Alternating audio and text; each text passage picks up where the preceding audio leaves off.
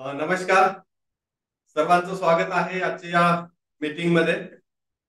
ही जी meeting आहे तर specially producer कंपनीचं जे स्टार्टअप बिझनेस आहे किंवा प्रोड्युसर कंपनी कशा प्रकारे रन करायची आहे तर त्यासाठी ही मीटिंग आपण ऑर्गनाईज केलेली आहे.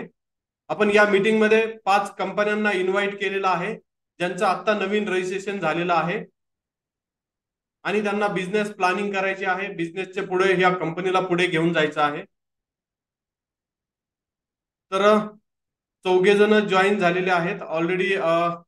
आपण सर्व वेगवेगळ्या भागामधून ही कंपनी आमच्याकडे रजिस्ट्रेशन करण्यासाठी दिलेलं आहे. आमच्यावर जो विश्वास दाखवला त्याबद्दल धन्यवाद. आणि तुमची कंपनी आता रजिस्टर्ड झालेली आहे. आपली ही प्रोड्युसर कंपनीची जर्नी आता सुरू झालेली आहे, तर त्याबद्दल तुमचं अभिनंदन. तर तुम्हाला तुमचा माईक एकदा चेक करून घ्यायचा आहे, काही इश्यू आहे का, आणि तुमचे जे प्रश्न आहेत ते विचारायचे आहेत. आता तुम्ही वेगवेगळ्या भागामधून इथे जॉईन झालेले आहात. सर्वांना शक्य नाही आमच्या ऑफिसला येणं, माझ्यासोबत पर्सनली 1 to 1 भेटणं, तर त्यामुळे आपण ही मीटिंग इथे ऑर्गनाईज केलेली आहे. Hello sir. हा माझा सर, नमस्कार. नमस्कार. नमस्कार sir. Thank you so much for inviting us. आणि आम्ही ओके खरंच ओके सर. आज तुमच्यासोबत जॉईन झालोय. मला वाटतं बिलकुल आणखी बिलकुल. पण बरेचसे मित्र आपले जॉईन होत आहेत. हो हो हो हो. तर तुम्ही डायरेक्टर जे आहे, डायरेक्टरची जी बॉडी आहे, मुख्य प्रमोटर जे आहेत, फाउंडर मेंबर जे आहेत, त्यांनाही या मीटिंगची इन्व्हाइट लिंक पाठवू शकता, म्हणजे बर तेही इथे जॉईन होऊ शकतात. बर. तर सर आता मला वाटतं आपण स्टार्ट करायला हरकत नाही, हो कारण हो, स्टार्ट करतोय. जॉईन झालेले आहे. जस्ट मी थोडं इंट्रोडक्शन देतोय आणि मला तुमचंही थोडं थोडक्यात इंट्रोडक्शन पाहिजे. म्हणजे मला तुमच्याकडून ही माहिती पाहिजे, तुमचं नाव, तुम्ही कुठून आहात, आणि तुम्ही ही प्रोड्युसर कंपनी रजिस्ट्रेशन करण्यामागे काय उद्देश आहे, तुमचं काय प्लॅनिंग आहे, हे सर्वांचं मला एकदा समजलं तर आपण प्रॉपर ही जी मीटिंग आहे त्याच पॉइंटवर पुढे घेऊन जाणार आहोत. कुणी बोलणार आहे की मी करू सुरुवात? हो हो हो, तुम्ही इंट्रोडक्शन देऊ शकता. नमस्कार. नमस्कार. सर्वांचं स्वागत आहे. मला वाटतं अशोक काळे सर को होस्ट आहेत ह्या मीटिंगचे. हो हो हो हो, राईट नंतर राईट. सूरज सर इकडे आहेत, विष्णू गाडे सर आहेत, गणेश मोताळे सर आहे, बरोबर आणि बरोबर बरोबर. शरद शिंदे सर. त्यानंतर माझे इंट्रोडक्शन देतो. मी शरद शिंदे. हो हो हो. त्यानंतर सध्या मी सोशल मीडियावरती काम करतोय. ओके. मराठी ग्रेट. एक्सप्रेस नावाने माझं एक न्यूज पोर्टल आहे. शिवाय मराठी हॉटस्पॉट नावाने माझं एक डिवोशनल कंटेंटचं पोर्टल आहे.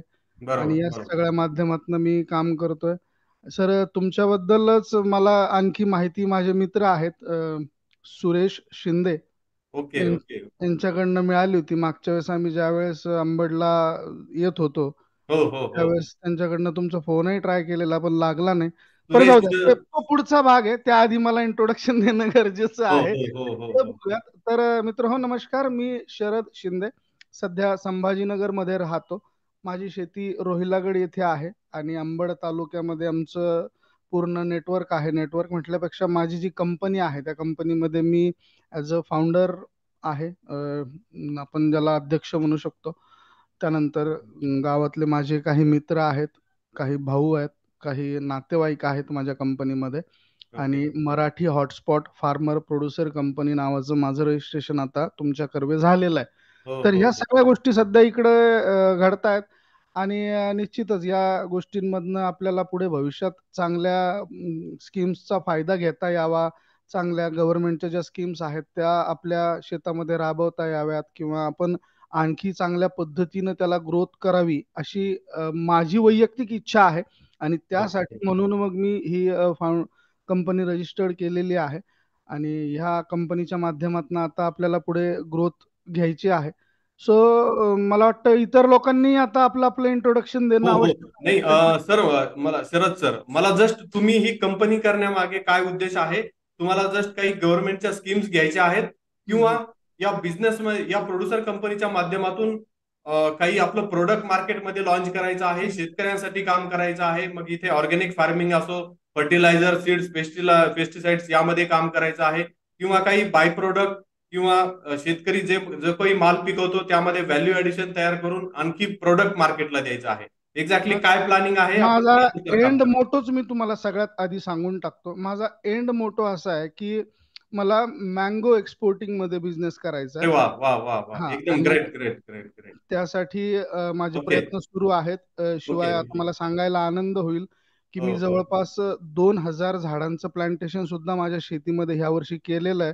वरुण बरोबर राजा आता बरोबर. बरसला पाहिजे आणि त्याला अम, पीक चांगलं आलं हो पाहिजे हो एवढी आता वरुण राजाकडे प्रार्थना करू. पण हो तत्पूर्वी हो हो हो. मँगो एक्सपोर्ट करण्याचं हो, माझं तर टार्गेट आहे. या मीटिंग मध्ये आपण पूर्ण एक्सपोर्टची जर्नी सुद्धा बघू. म्हणजे जसे हा, तुमची रिक्वायरमेंट आहे तर त्यानुसार आपण नॉलेज सुद्धा घेऊ, माहिती सुद्धा देऊ.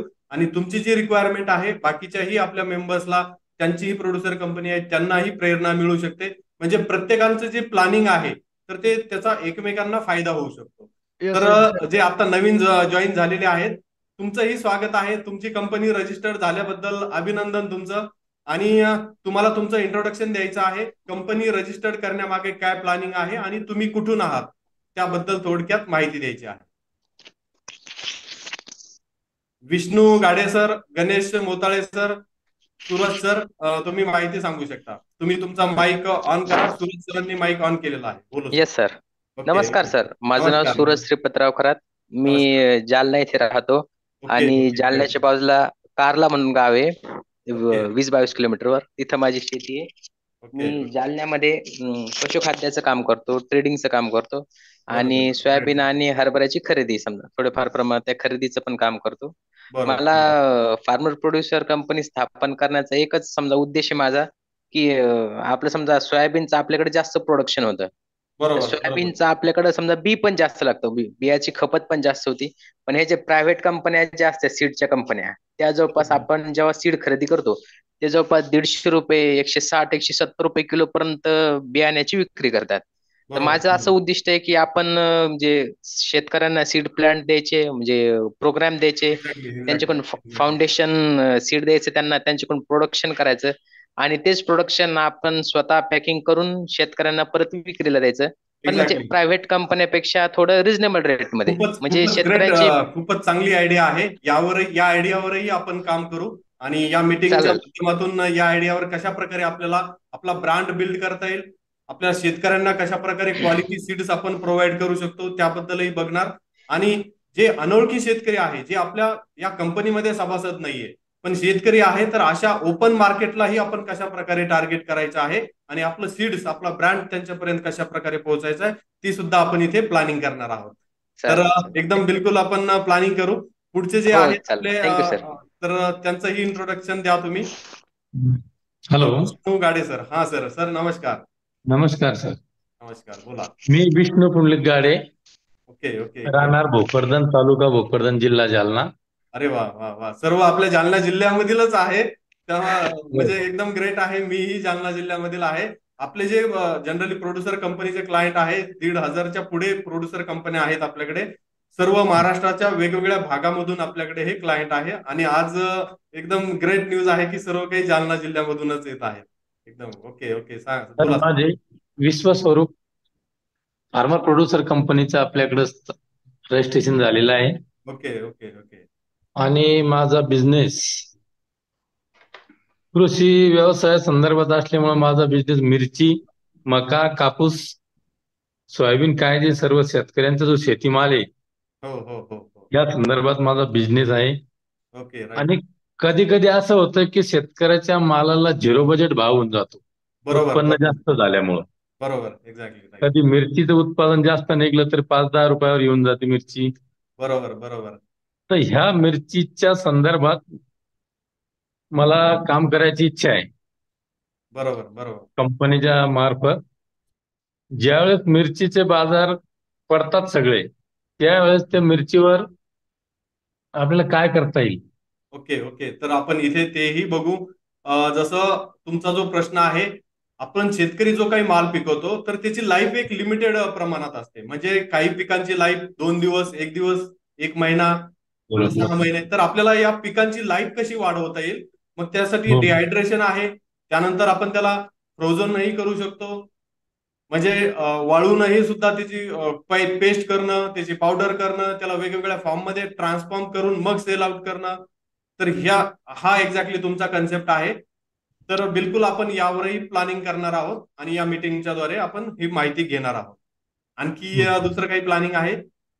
प्लॅनिंग परत आपल्याला मिरची एक्सपोर्ट करण्याची प्लॅनिंग आहे. एक्झॅक्टली आपण ग्रीन टी. मँगो आणि तुमचं जे मिरची एक्सपोर्ट आहे, तर एक्सपोर्ट मध्ये जनरली जे फ्रेश फ्रुट्स आणि फ्रेश व्हेजिटेबल्स आहेत तेही करता येतात, किंवा डिहायड्रेटेड जे प्रोडक्ट्स आहेत ऍग्रिकल्चरल तेही आपल्याला एक्सपोर्ट करण्यामध्ये चांगल्या संधी आहेत. एक्सपोर्टचे वेगवेगळ्या कंट्री आहेत, मग आपल्याला तिथे फाइंड आउट करावं लागतं की टार्गेट मार्केट आपला कोणता आहे, टार्गेट कंट्री कोणती आहे, आणि त्यांच्यापर्यंत पोहोचण्यासाठी म्हणजे बायर्स आपल्याला फाइंड आउट करणं सर्वात महत्वाचं आहे. तर बायर्स फाइंड आउट करण्यासाठी कोणते कोणते पर्याय आहेत, मार्ग आहेत, तर ते आपण करणार आहे. त्यानंतर यासाठी लायसन्सेस, रजिस्ट्रेशन कोणते कोणते घ्यावे लागतात तेही आपण पूर्ण एक्सपोर्टची जर्नी या माध्यमातून बघू. आपण दोघे जण आहात एक्सपोर्ट रिलेटेड, तर पूर्ण माहिती याबद्दल आपण घेऊ. जेमतेम तरी आमच्या मार्केटमधली मिरची दुबईला एक्सपोर्ट होती. हो हो हो, फ्रुट्स आणि व्हेजिटेबल जनरली दुबई हे चांगलं म्हणजे तिथेच एक कंट्री आहे की ज्याद्वारे भारतावर पूर्ण डिपेंड असलेली कंट्री आहे. पण तिथे असा इश्यू पण आहे काही की आता जसं माझ्या क्लायंटच्या रिव्ह्यू नुसार तिथे कमिशन स्ट्रक्चर आहे, कमिशन बेसिसवरच हे होतं. आपण डायरेक्ट बाहेरच फाइंड आउट केला, शोधला आणि त्यांच्यासोबत डील जर झाली तर ती इझिली आपल्याला पेमेंट येत नाही, ऍडव्हान्स पेमेंट येत नाही. ऍडव्हान्स पेमेंट सिस्टम दुबईमध्ये बिलकुल नाहीये. बरोबर. हा, मग आपल्याला यापेक्षा पुढे जाऊन आणखी काय करता येईल तेही आपण या मीटिंगद्वारे बघू.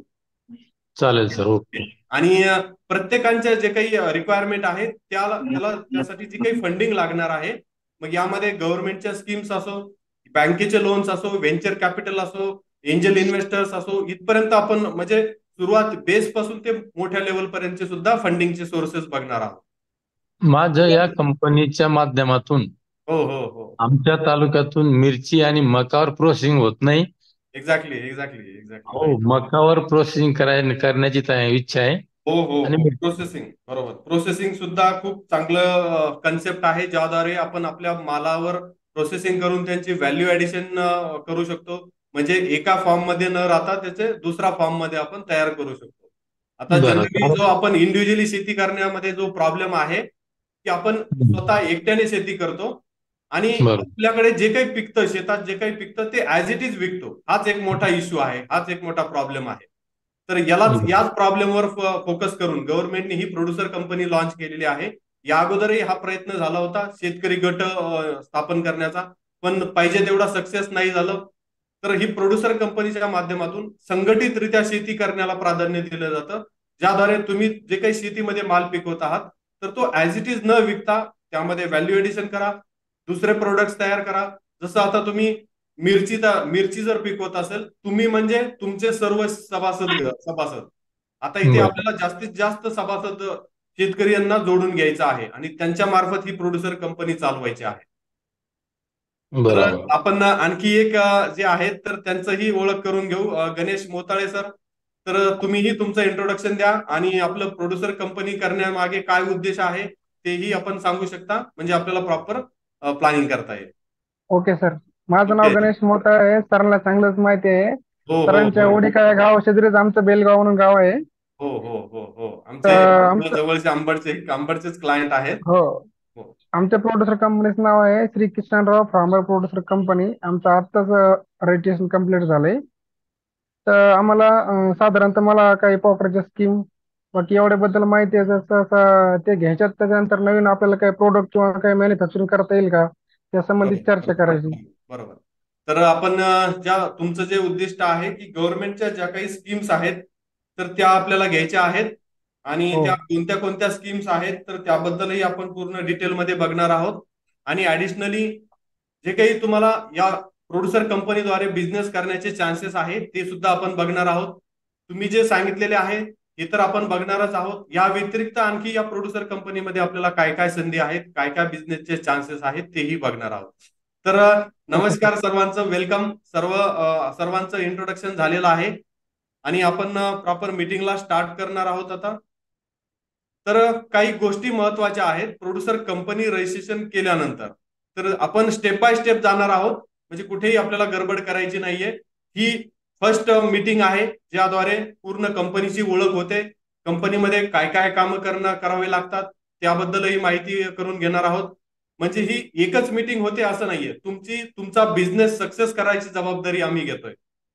तर तुम्ही जिथे कुठे तुम्हाला अडचण येणार आहे तर त्या प्रत्येक अडचणीचं सोल्युशन आपल्याकडे प्रॉपर आहे आणि वेळोवेळी तुम्हाला आमच्यासोबत कनेक्ट व्हायचं आहे, तुमची रिक्वायरमेंट सांगायची आहे, त्याद्वारे जे काही योग्य ते सोल्युशन्स आम्ही तुम्हाला देऊ शकतो आणि तुमचा बिझनेस एका छोट्या लेवलपासून मोठ्या लेवलवर घेऊन जाऊ शकतो.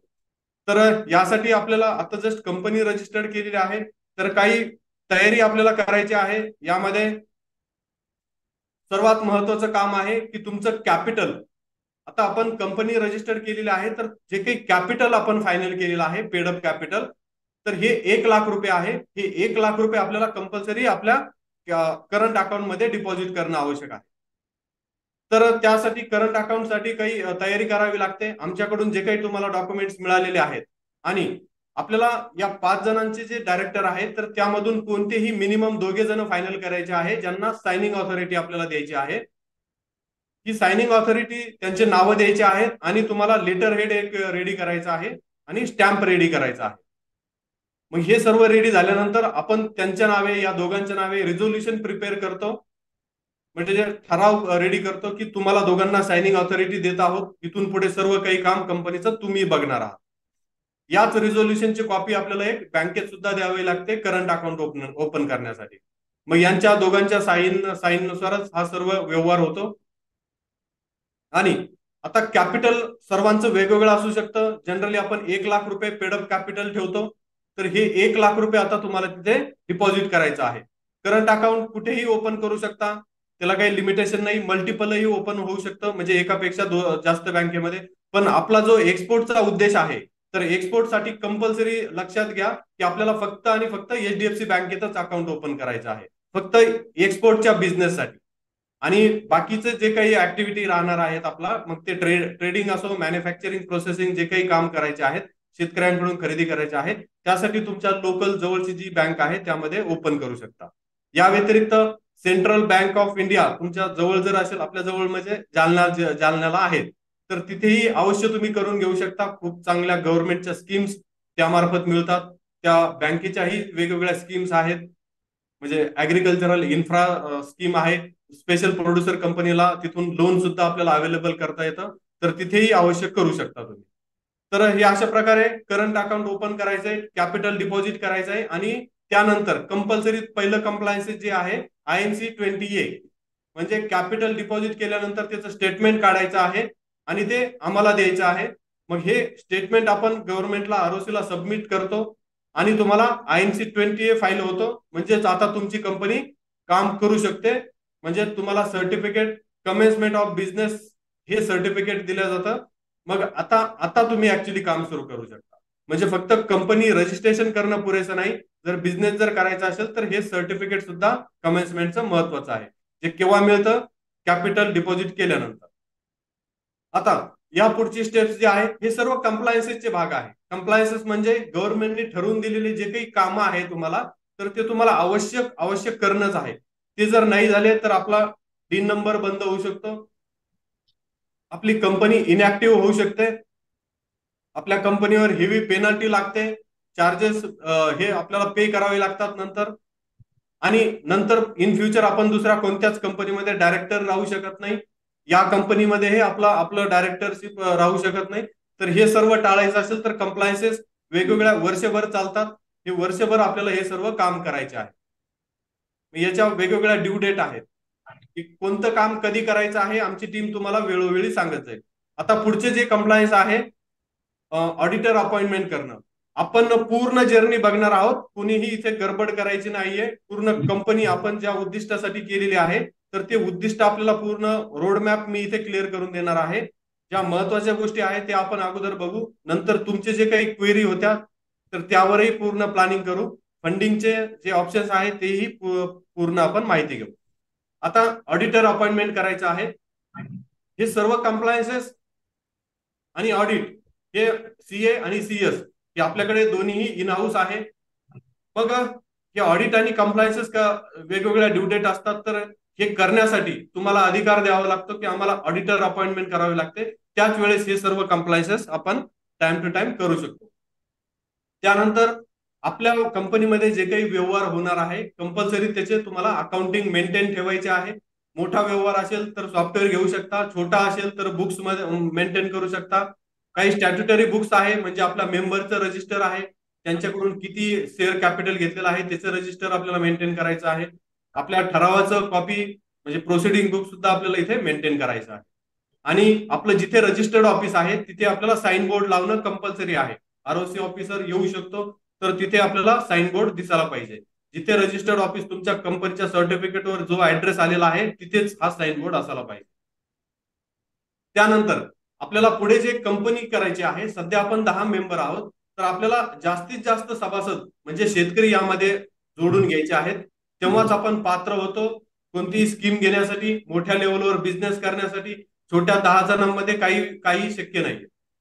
तर आपल्याला जास्तीत जास्त सभासद शेतकरी सभासद ऍड करून घ्यायचे. याला कोणतंही एरियाचं लिमिटेशन नाही, पण काही गव्हर्नमेंटच्या स्कीमला आहे की तुमच्या जिल्ह्यामधीलच शेतकरी असायला पाहिजे, आजूबाजूचे शेतकरी असायला पाहिजे.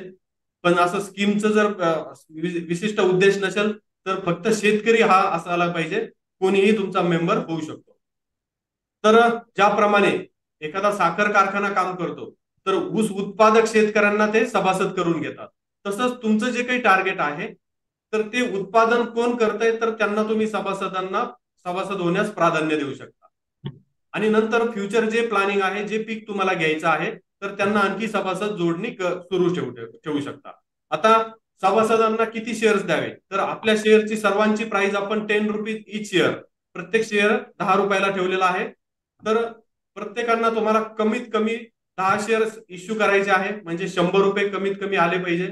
जास्तीत जास्त कितीही घेऊ शकता. हो विचारा सर, बोला बोला सर. सर आपण आता जे दोन बँकेच्या संदर्भात बोलले, हो हो हो हो एचडीएफसी आणि सेंट्रल बँक ऑफ इंडिया, हो हो हो हो बरोबर. याच्या व्यतिरिक्त दुसऱ्या कोणत्या बँकेत खातं खोलू शकतो? काही अडचण नाही सर, ग्रामीण बँकेमध्ये जरी ओपन केलं तरी काही अडचण नाहीये, बिलकुल आपण करू शकतो. State bank of India? State bank of India मध्ये करा, पण तिथे व्यवहार करण्यासही अडचण येते, स्कीम घेण्यासही अडचण येते, आणि काही फॉरेन फंडिंग जरी घ्यायची असेल तर तीही अडचण येते. एसबीआय रिकमेंड नाही करणार. बर, एक तर सेंट्रल ऑफ, हो हो तिथे आपल्याला काही स्कीम्स घ्यायच्या आहेत तर त्यासाठी तिथे अवश्य कराच. आणि एक्सपोर्ट साठी एचडीएफसी मध्ये करा. आणि ज्या गव्हर्नमेंटच्या स्कीम्स आहेत तर त्यासाठी जनरली महाराष्ट्र ग्रामीण बँक एकदम योग्य आहे. महाराष्ट्र ग्रामीण बँक. हो हो हो ओके सर. कारण खूप साऱ्या आपल्या क्लायंटनी तिथेच अकाउंट ओपन केलेलं आहे, स्कीम घेऊन आपल्याला फंड सुद्धा त्यांना मिळालेला आहे. चल ओके. हो आपण पुढे बघणार आहोत, जे काही पुढचे कंप्लायन्सेस आहे, ऑडिट आहे ते बघणार आहोत. आता हे कंप्लायन्सेस ऑप्शनल नाहीये, कंपल्सरी आहे. याचं महत्व आपल्याला तेव्हा समजतं जेव्हा आपण एखाद्या स्कीमसाठी अप्लाय करतो आणि आपलं हे सर्व काही रेकॉर्ड पेंडिंग जर असेल, सबमिशन नसेल गव्हर्नमेंटला, तर ह्या अडचणी येतात. मग आता जसं मी सांगितलं की हे सभासद तुम्हाला करून घ्यायचे आहे. सभासद झाल्यानंतर त्यासाठी 5-3 फॉर्म कंपल्सरी भरायचा आहे. समजा तुमच्याकडे जर 100 सभासदांची लिस्ट असेल, ती लिस्ट आपल्याला द्यायची आहे आणि आपण मग त्यावर कंप्लायन्स करतो, म्हणजे 5-3 फॉर्म हा भरतो. हा भरल्यानंतरच आपण सर्व स्कीमसाठी पात्र होतो. आता किती सभासद असावे? मिनिमम 100 तरी पाहिजेच पाहिजे. कोणतीही कंपनी असो, तुमचा बिझनेस प्लॅनिंग असो किंवा नसो, फक्त फंडिंग जरी घ्यायची असेल, स्कीम घ्यायची असेल तरी मिनिमम 100 सभासद असायलाच पाहिजे. आता जास्तीत जास्त कितीही घ्या, मोठी स्कीम जरी घ्यायची असेल एखादी स्मार्ट, तरी 300च्या प्लस तरी तुमचे मेंबर असायला पाहिजे. पण तुमचा बिझनेस मोठा करायचा, मोठा टार्गेट असेल, 1000-2000 मेंबर करा, काही अडचण नाही. आपला मोठ्या क्वांटिटीमध्ये आपल्याकडे बल्क क्वांटिटीमध्ये माल अवेलेबल होऊ शकतो, ज्याच्या भरोश्यावर आपण आणखी मोठ्याला डील करू शकतो, मोठ्याल्या कंपन्यासोबत टायअप करू शकतो, त्यावर प्रोसेसिंग करून घेऊ शकतो. मग ते इन हाऊस असो किंवा बाहेरच्या एखाद्या मॅन्युफॅक्चरिंग कंपनीकडून. सर एक क्वेश्चन होतं. ज्यावेळेस आपल्याला मेंबर ऍड करायचे आहेत तर त्यावेळेस आपण कुठल्या कुठल्या गोष्टींची खबरदारी घेतली पाहिजे? म्हणजे त्यांच्याकडे शेती असणं गरजेचं हो, आहे? कंपल्सरी ते शेतकरीच असायला पाहिजे. ही फक्त आणि फक्त शेतकऱ्यांसाठी काम करणारी कंपनी आहे. तर त्यांचं आधार कार्ड घ्यायचं आहे. पॅन कार्ड घेतलं तर सर्वात चांगलं, पण आधार कार्ड कंपल्सरी आहे आणि 7/12 घ्यायचा आहे. बर, आणखी एक गोष्ट की जर का हे मेंबर्स आपल्या तालुक्यातल्या बाहेरचे असतील किंवा जिल्ह्याच्या बाहेरचे असतील तरी जिल्ह्यात चालतात. जनरली फक्त स्कीम साठी ही अडचण येते. स्कीम आणि जर घ्यायची असेल तर जिल्ह्यामधीलच असायला पाहिजे. आणि मग तुम्ही काही मेंबर जिल्ह्यामधून घ्या आणि काही मेंबर बाहेरचे घ्या. आपल्या फक्त कंपनीच्या अंडर त्यांचं रजिस्ट्रेशन आपल्याला फक्त करायचंय. वरती कुठं गव्हर्नमेंटला त्यांचं रजिस्ट्रेशनची वगैरे गरज पडते का नाही? कोणतं रजिस्ट्रेशन? आता जर का मी 4 मेंबर आणखी एक्स्ट्रा जोडले, माझ्याकडे 10 मेंबर आहेत, आणखी 4 मेंबर मी जोडतोय, तर ह्या 4 मेंबरचं जसं मी तुम्हाला ते सुरुवातीला त्यांचं व्हेरिफिकेशन दिलं, फोन कॉल व्हेरिफिकेशन दिलं, तर नाही तसलं नाही नाही नाही, असं असं काय असं काही व्हेरिफिकेशन करायची गरज नाही. ती एकदाच प्रोसेस आहे रजिस्ट्रेशन होईपर्यंत.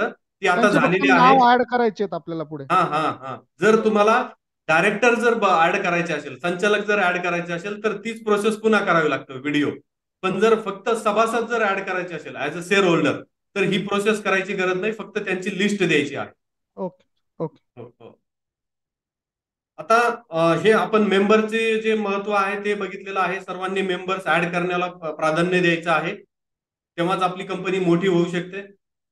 आता काही कंप्लायन्सेस आहे जे AOC4 म्हणजे आपल्या कंपनीबद्दल फायनान्शियल स्टेटमेंट जे आहे, profit and loss, balance sheet हे आपल्याला सबमिशन करावे लागतं. मग तुमचा बिझनेस झिरो असो किंवा चांगला टर्नओव्हर असो, नील जरी असेल तरी हे सबमिशन कंपल्सरी आहे. MGT7 आहे, हेही एक अॅन्युअल रिटर्न आहे. त्यानंतर तुम्ही जे सध्या आता 5 जणांची डायरेक्टर आहात, तर या सर्वांची प्रत्येक वर्षाला केवायसी करावी लागते. त्याला आपण डिन केवायसी बोलतो. ही केवायसी जर पेंडिंग राहिली किंवा झाली नाही तर 5,000 रुपये एकदा दंड लागतो आणि तुमचा डिन नंबर बंद होतो. त्यानंतर तुम्हाला हे डायरेक्टर म्हणून काम करता येणार नाही. तर हे हे लक्षात घ्या. ही एकदाच माहिती तुम्हाला मिळणार आहे. नंतर टाइम टू टाइम फक्त बिझनेस प्लॅनिंग बद्दल माहिती मिळणार आहे. त्यानंतर MGT14 हा फॉर्म आहे जो एकदम शेवटी भरला जातो आणि वर्षाच्या शेवटीला ऑडिट आणि सर्व रिपोर्टिंग होते. तर या अशा प्रकारे ऑडिट आणि कंप्लायन्सेस आपण बघितलेले आहे जे की कंपल्सरी आहे. आता या व्यतिरिक्त काही इव्हेंट बेस्ड कंप्लायन्सेस असतात. म्हणजेच असे कंप्लायन्सेस जे तुम्हाला कंपल्सरी तर नाहीये, पण जर तशी काही घटना जर आपल्या कंपनीमध्ये घडत असेल तर ते आपल्याला आवश्यक करणं आहे. म्हणजे आपल्याला गव्हर्नमेंटला ROCला अवश्य असे कळवणं आहे. असं काय आहे कंप्लायन्सेस? तर जर तुमच्या कंपनीचं नाव चेंज होत असेल, कंपनीचा ऍड्रेस जर चेंज करायचा असेल तर हे सर्व माहिती आपल्याला ROCला कळवावी लागते. ROC म्हणजे रजिस्ट्रार ऑफ कंपनी, ज्यांच्या मार्फत आपली कंपनी नियंत्रित होते, रजिस्टर्ड होते. त्यानंतर तुमच्या कंपनीमधील एखादा संचालक रिझाईन करतो आहे, त्यांच्या जागी नवीन डायरेक्टर येत आहे किंवा फक्त डायरेक्टर येत आहे रिझाईन न करता, दुसरा म्हणजे 5च्या व्यतिरिक्त अजून डायरेक्टर 6वा येतो आहे, असं काही जर होत असेल तर हेही ROCला आपल्याला कळवावे लागतं. त्यानंतर ऑडिटर अपॉइंटमेंट जेव्हा करायचं असेल किंवा रिझाईन जेव्हा करायचं असेल तेव्हाही आपल्याला ROCला कळवावं लागतं. त्यानंतर आपला MOA जो आहे म्हणजे आपल्या कंपनीची जी काही घटना आहे त्यामध्ये काही ऑब्जेक्टिव्ह आणखी काही चेंज करायचं असेल, काही काढून टाकायचं असेल, तेही महत्वाचं आहे. त्यावेळेसही आपल्याला ROCला कळवावं लागतं. त्यानंतर तुमच्या कंपनीचे जे काही कॅपिटल आहे हे कॅपिटल जर वाढवायचं असेल, म्हणजे ऑथराइज कॅपिटल जे वाढवायचं जर असेल तर तेही आपल्याला ROCला कळूनच आणि स्टॅम्प ड्युटी भरूनच आपल्याला हे कंप्लायन्स करावं लागतं. आता या व्यतिरिक्त CEO अपॉइंटमेंट आहे, मॅनेजर अपॉइंटमेंट आहे. तर अशा टॉप मॅनेजमेंटमध्ये जर कोणी व्यक्ती आपल्या सहभागी होते असेल, म्हणजे त्याला आपण की मॅनेजरियल पर्सन म्हणतो, असा व्यक्ती जर कोणी येत असेल तर त्यांचीही माहिती आपल्याला गव्हर्नमेंटला कळवणं बंधनकारक आहे. तर हे असे आपण इव्हेंट बेस्ड कंप्लायन्सेस बघितले, म्हणजे जे कंपल्सरी नाहीये पण कंपनीमध्ये तशी काही घटना होत असेल, तसं काही चेंजेस होत असेल तर ते कंपल्सरी होतात. तर अशा प्रकारे आपण ऑडिट आणि कंप्लायन्सेस बद्दल सर्व माहिती घेतलेली आहे. याच्यामध्ये काही डाऊट असेल तर तुम्ही विचारू शकता, म्हणजे आपण पुढच्या प्लॅनिंग कडे जाणार आहोत.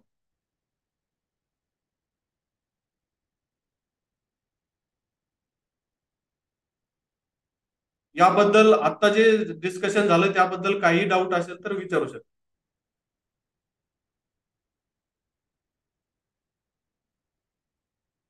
सर, ऑडिट ज्यावेळेस आपल्याला करायचंय, हो हो हो. इयर एंडला ज्यावेळेस आपल्याला ऑडिट करायचंय, तर त्याचा एक अंदाजित खर्च कसा असतो? खर्च हा पूर्णतः डिपेंड असतो तुमचा टर्नओव्हर किती आहे. बर. सपोज 10 लाखाचं मी एका वर्षामध्ये काही उठाठेव केली, काही देवाणघेवाण झाली माझी 10 लाखाची, तर त्याच्यावरती पर्सेंटेज किती पडेल? एक अंदाज तर विचारतो. फीस आपली पर्सेंटेजवर नसते, तुमचे ओके. नंबर ऑफ बिलिंग्स किती आहे. आता बर. तुमचं समजा 10 लाख रुपयाचं एकच जर बिल असेल, हा. तर एकच बिलाचं काम आम्हाला करणं आहे, अकाउंटिंग जे काही रेकॉर्डिंग करायचे. पण हे 10 लाखाचे 1,000 जर बिल असेल तर वर्क वाढलेलं आहे. अच्छा मग अच्छा. त्यानुसार आमचं काम वाढलं म्हणजे फीसही वाढेल. एक जनरली रेंज धरून चला तुम्ही 25,000 रुपयाच्या दरम्यान अशा वेळेस फीस राहू शकते. वार्षिक.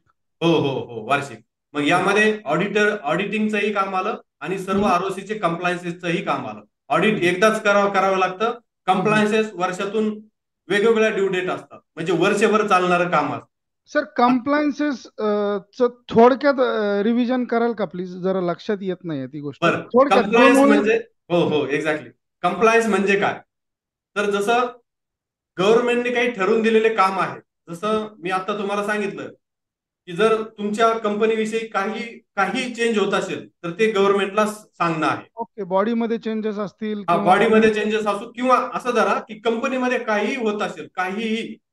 कंपनीचं जे काही काम चाललंय तर त्या कामाबद्दल गव्हर्नमेंटला माहिती देणं, तर याला ओके बोलतात कंप्लायन्स. ओके ओके ओके, मग कॅरी ऑन. तुमचा जे काही उलाढाल होते, कंपनीमध्ये जे काही चेंजेस होत आहेत, हे याबद्दल सर्वांची माहिती. Okay sir, carry on. हा. आणि हे जसं ऑडिट करणं कंपल्सरी आहे तसे कंप्लायन्सेस करणं सुद्धा कंपल्सरी आहे आपल्या कंपनीला ऍक्टिव्ह ठेवण्यासाठी. ओके. तर आपण हे बघितलेलं आहे. पुढे आपण बघणार आहोत की आपल्याला बिझनेस प्लॅनिंग करायची आहे. आता सर्वांची तुमची वेगवेगळी बिझनेस प्लॅनिंग आहे. तर बिझनेस प्लॅनिंग मध्ये काही स्टेप्स असतात, म्हणजेच काही आयडिया आपल्याला फाइंड आउट करायच्या आहेत, ज्याद्वारे आता तुम्ही काही जणांनी आयडिया फाइंड आउट केलेल्या आहे की आपल्याला अशा अशा आयडियावर काम करायचं आहे.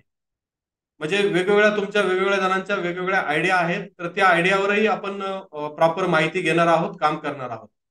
तर कोणताही बिझनेस जर करायचा असेल किंवा या शेतीवर आधारित कोणताही बिझनेस जर करायचा असेल तर सर्वात महत्वाचं आयडिया.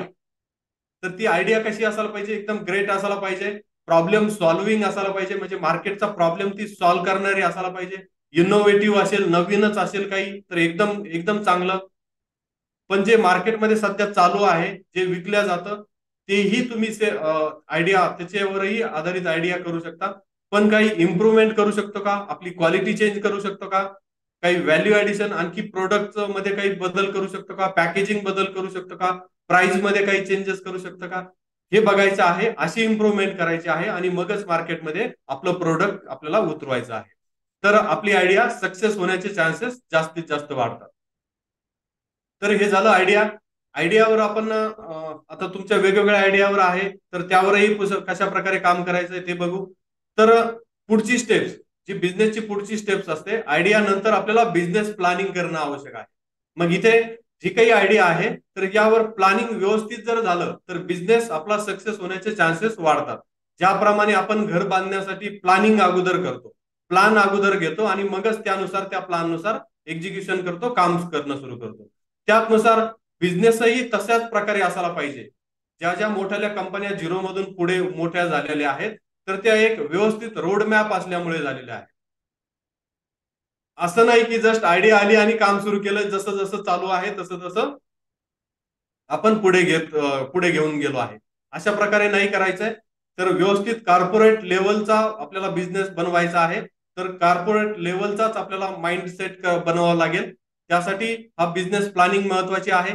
प्लॅनिंग मध्ये वेगवेगळ्या गोष्टी आपण चेक करू शकतो. मग इथे 1 वर्षाची प्लॅन करू शकतो, पुढच्या 5 वर्षाची प्लॅनिंग करू शकतो. यामध्ये काही स्ट्रॅटेजी आपण प्रिपेअर करू शकतो. आपली प्रोडक्ट रेंज काय काय राहील, त्यासाठी रॉ मटेरियल कुठून येणार आहे, आपलं टार्गेट मार्केट कोणतं आहे, मग ते इंटरनॅशनल असू शकतं, नॅशनल डोमेस्टिक असू शकतं. आपला टार्गेट कस्टमर एक्झॅक्टली कोण आहे. त्यानंतर आपला सर्वात महत्वाचं आपला कॉम्पिटिटर्स कोण आहे. मग ती एखादा मोठी कंपनी आहे का, छोटी कंपनी आहे का, त्यांच्या काय चांगल्या गोष्टी आहेत त्या त्या बघणं आणि त्यांच्याकडे एक्झॅक्टली काय प्रॉब्लेम आहे, तर त्या प्रॉब्लेमवरच आपण एखादं चांगलं सोल्युशन घेऊन येऊन मग आपलं प्रोडक्ट बनवू. मग हे तुमचं कोणतंही प्रोडक्ट असो, मँगो असो किंवा सोयाबीन सीड्स असो किंवा तुम्हाला डिहायड्रेशन करणं असो, प्रोसेसिंग करणं असो, काहीही असो, हे या गोष्टी महत्वाच्या आहेत.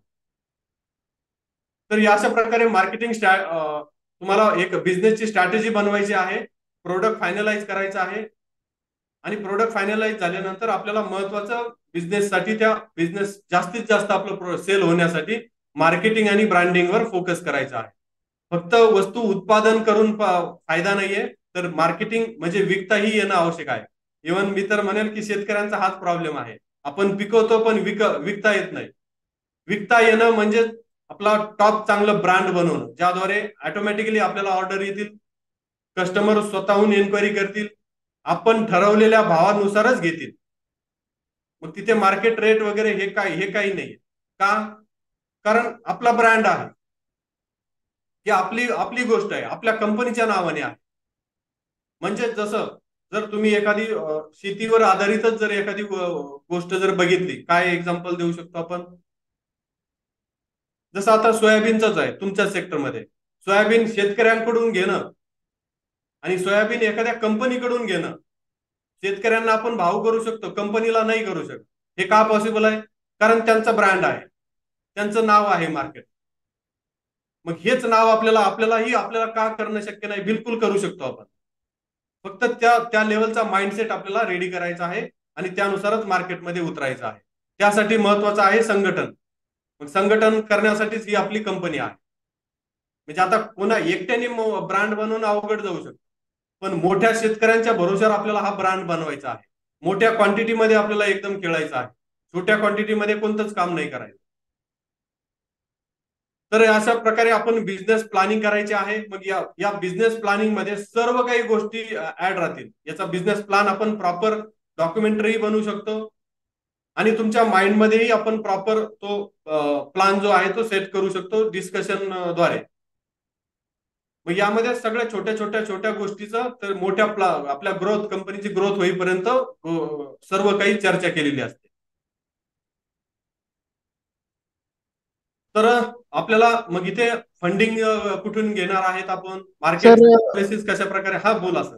हा, तर आता आणखी काय काय अपॉर्च्युनिटीज आहेत आपल्याकडे की त्या आपण सर्व बघणार आहोत आपण. आपल्याला जर पुढे अपॉर्च्युनिटीज जर बघायचं असेल तर बिलकुल आपण थोडं वेट करतोय. ओके. आता पुढचा जो स्टेप्स आहे, आपला बिझनेस प्लॅनिंग झालेली आहे, तर पुढच्या लेवलवर जायचं आहे, म्हणजे बिझनेससाठी फंडिंग बघायची आहे आपल्याला. मग फंडिंगसाठी वेगवेगळ्या फंडिंग आहेत. तर चालेल सर, तुमची जी रिक्वायरमेंट होती आपण त्यावरही अगोदर बघू. तर यामध्ये आणखी काय काय करता येऊ शकतं तेही आपण बघू थोडक्यात. आता तुम्हाला इथे बघा, तुम्ही वेगवेगळ्या सर्वांनी वेगवेगळी एक आयडिया सांगितलेली आहे, तर त्यावरही चांगल्या प्रकारे काम होऊ शकतं, किंवा या व्यतिरिक्तही काही आयडिया असू शकतात, तर त्याही आपण बघू. अगोदर तुम्ही ज्या आयडिया सांगितलेल्या आहेत त्यावर आपण बघू. आता जर एक्सपोर्ट जर आपल्याला करायचं असेल तर अगोदर बघावं लागतं आपल्याकडे काय पिकलं जातं, आपल्या मार्केटमध्ये काय अवेलेबल आहे. त्यानंतर या आपल्या ज्या प्रोडक्ट आहे तर त्याला घेणारा कोणती कंट्री आहे.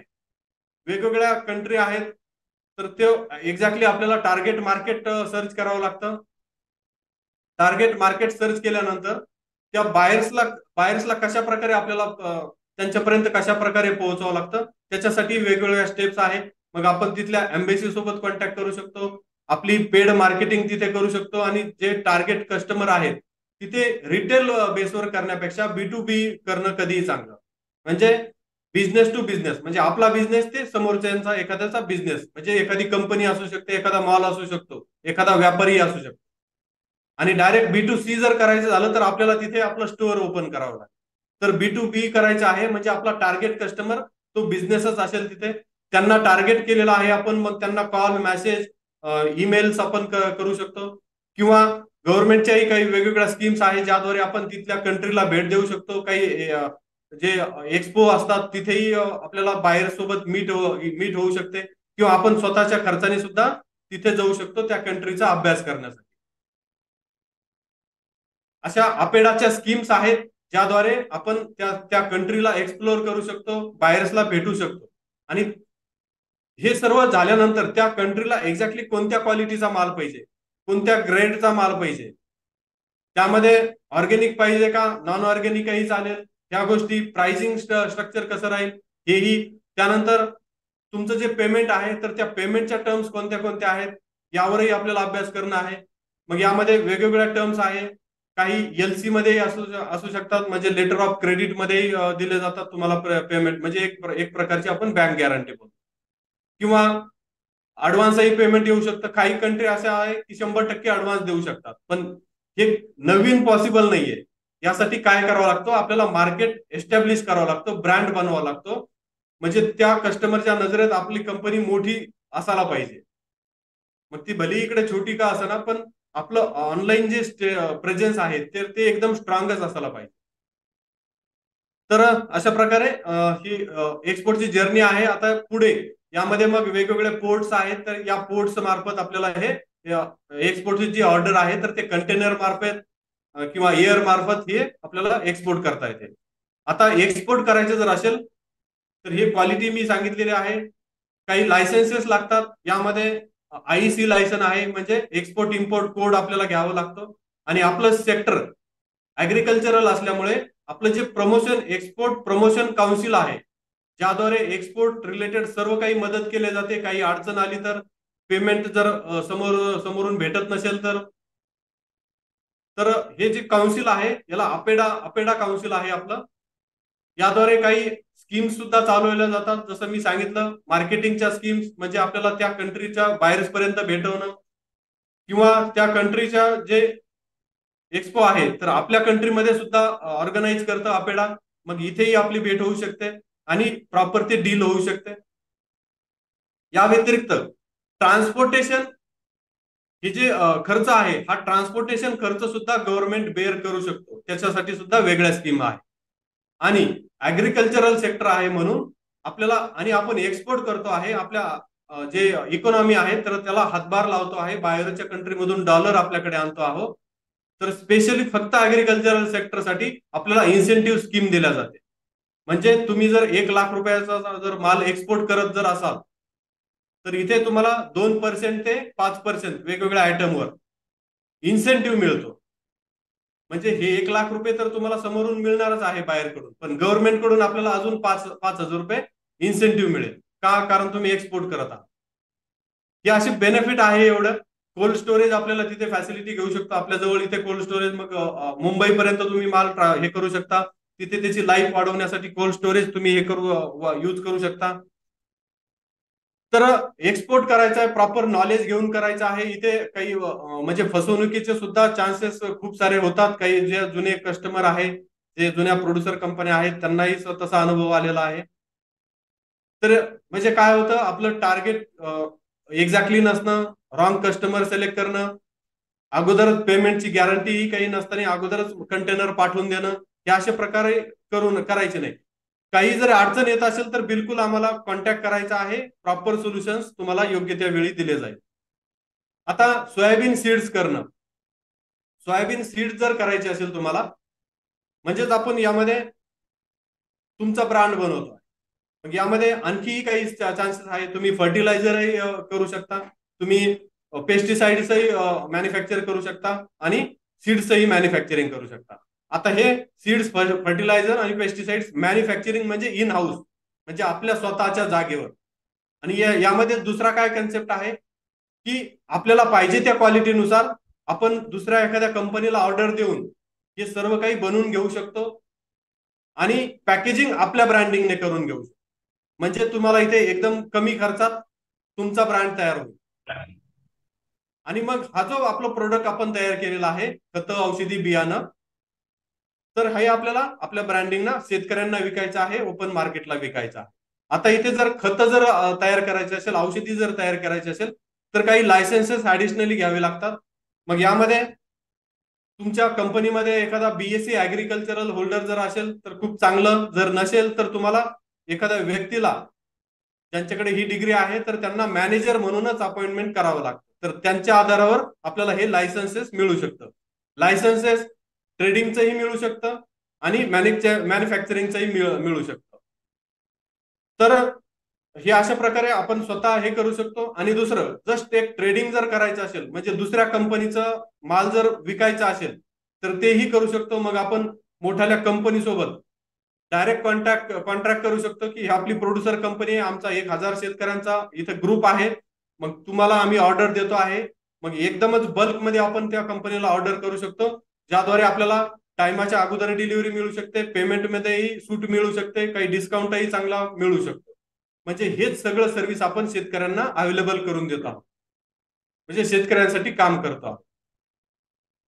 तर अशा प्रकारे आपण हे मग आता सोयाबीन तुम्हाला करायचे आहे, तर शेतकरी जसं काही सध्या सुट्टी सोयाबीन विकत आहेत आणि दुसऱ्या कंपन्या पॅकेजिंग करून जास्त काही चेंजेस नाही करत, थोडं काय त्याच्यामध्ये हे करत असेल थोडे चेंजेस, मग हे सर्व चेंजेस करून ते कंपनी जास्त दराने माल विकते आहे, ती सीड्स विकते आहे. मग आपल्यालाही तेच करायचे आहे की शेतकऱ्यांकडून चांगल्या क्वालिटीची सोयाबीन अगोदरच खरेदी करून ठेवायची आहे आणि त्याला सॉर्टिंग ग्रेडिंग करायचं आहे.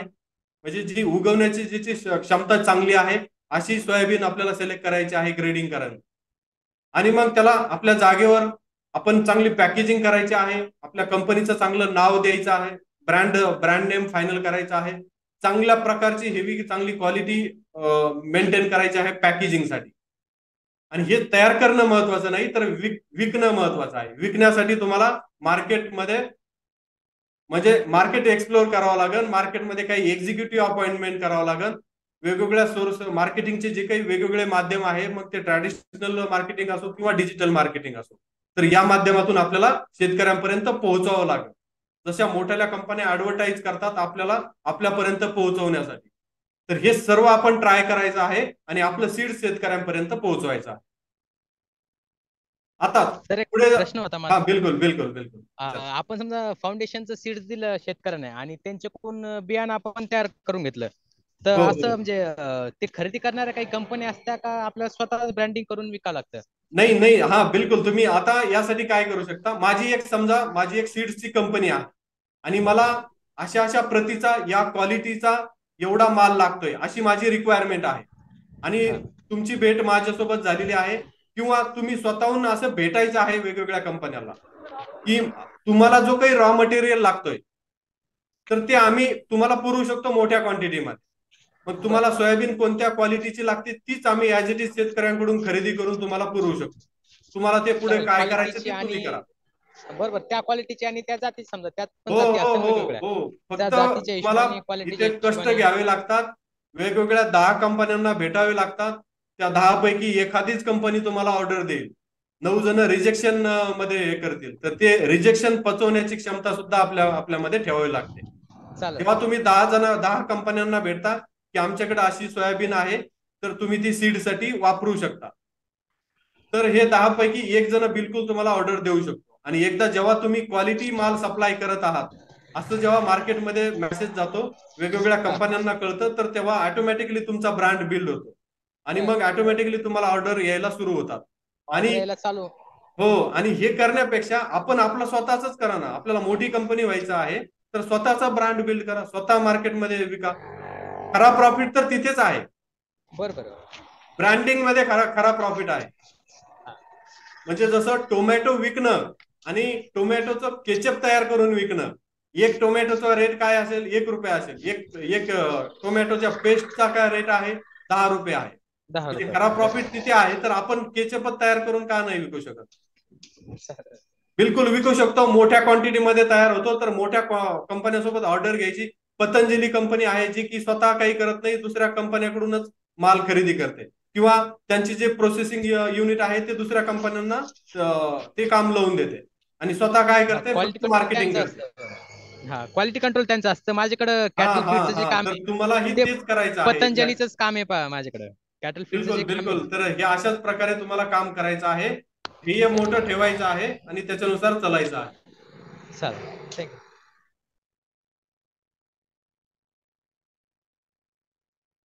आता कंपनीचं जे आपलं जे पीक आहे, आपल्याकडे जे पीक पिकल्या जातं त्याला त्याची लाईफ वाढवण्यासाठी आपण डिहायड्रेशन करू शकतो.